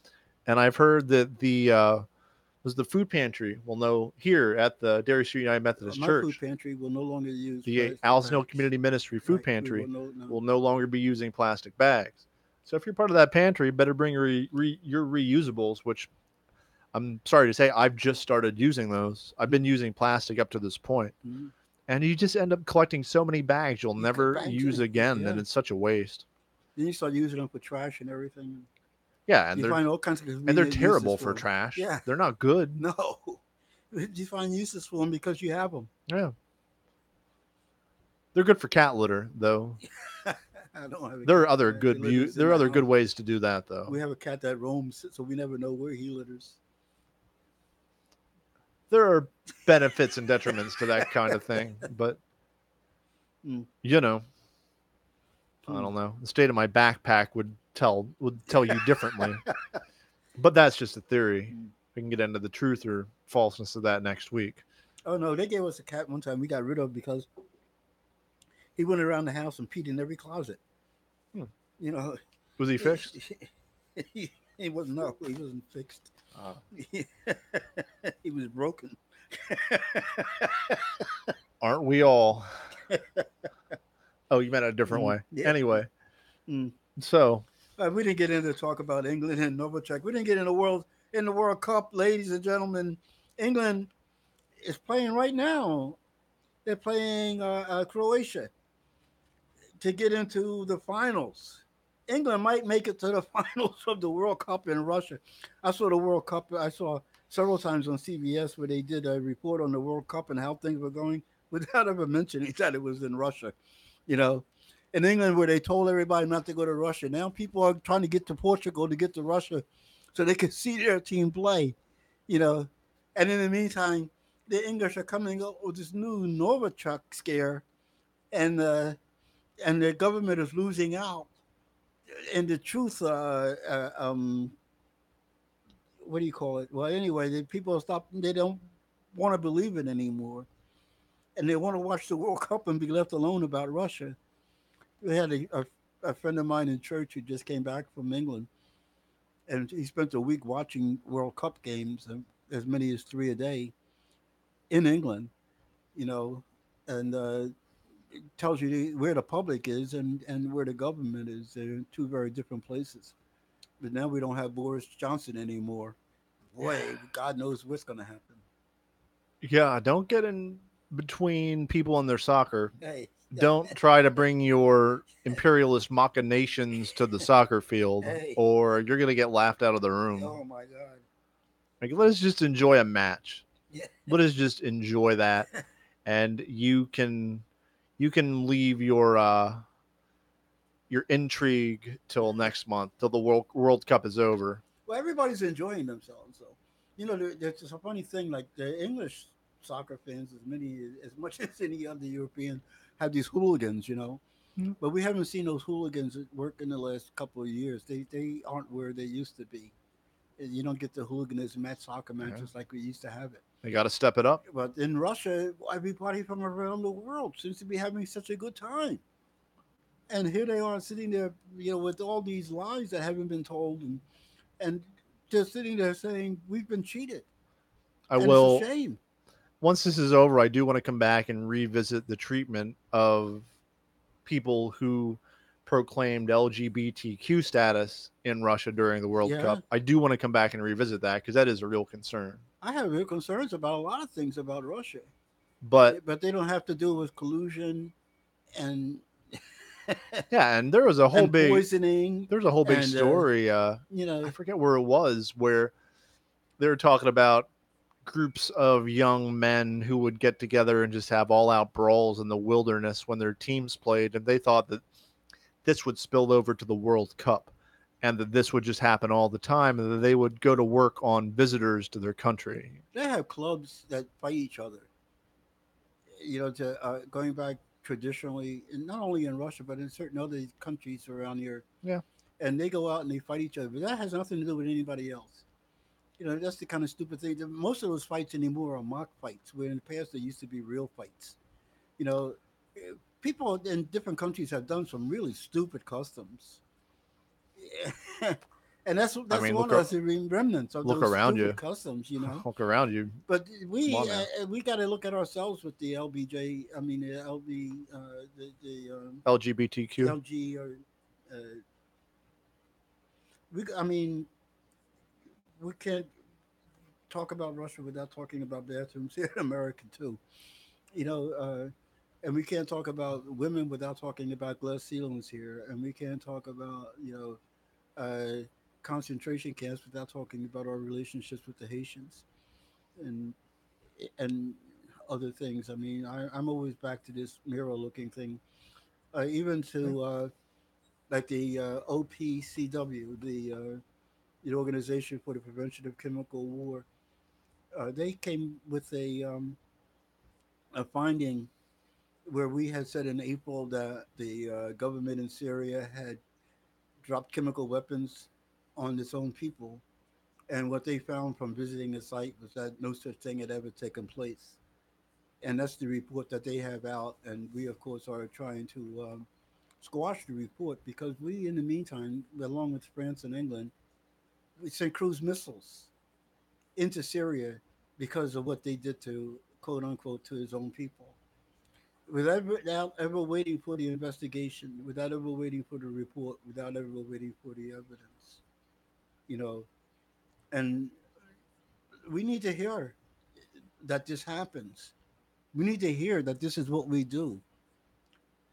We need to hear that we spend our missile on these beautiful, beautiful weapons as they take off from the aircraft carriers, the cruisers and whatever, Wow. you know, to go and cause this destruction.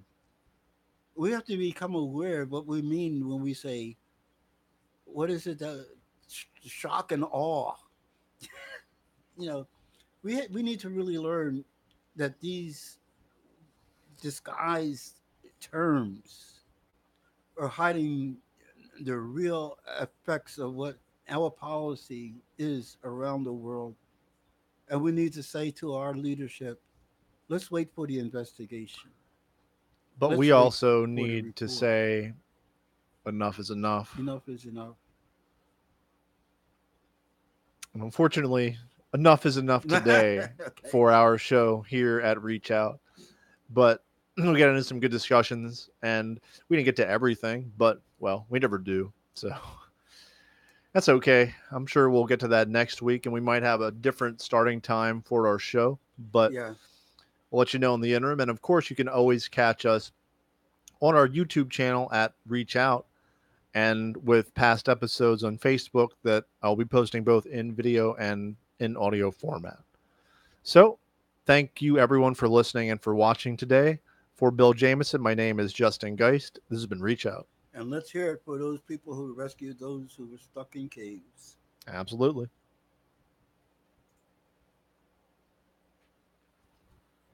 Okie doke. I have to go and see if this lady called me.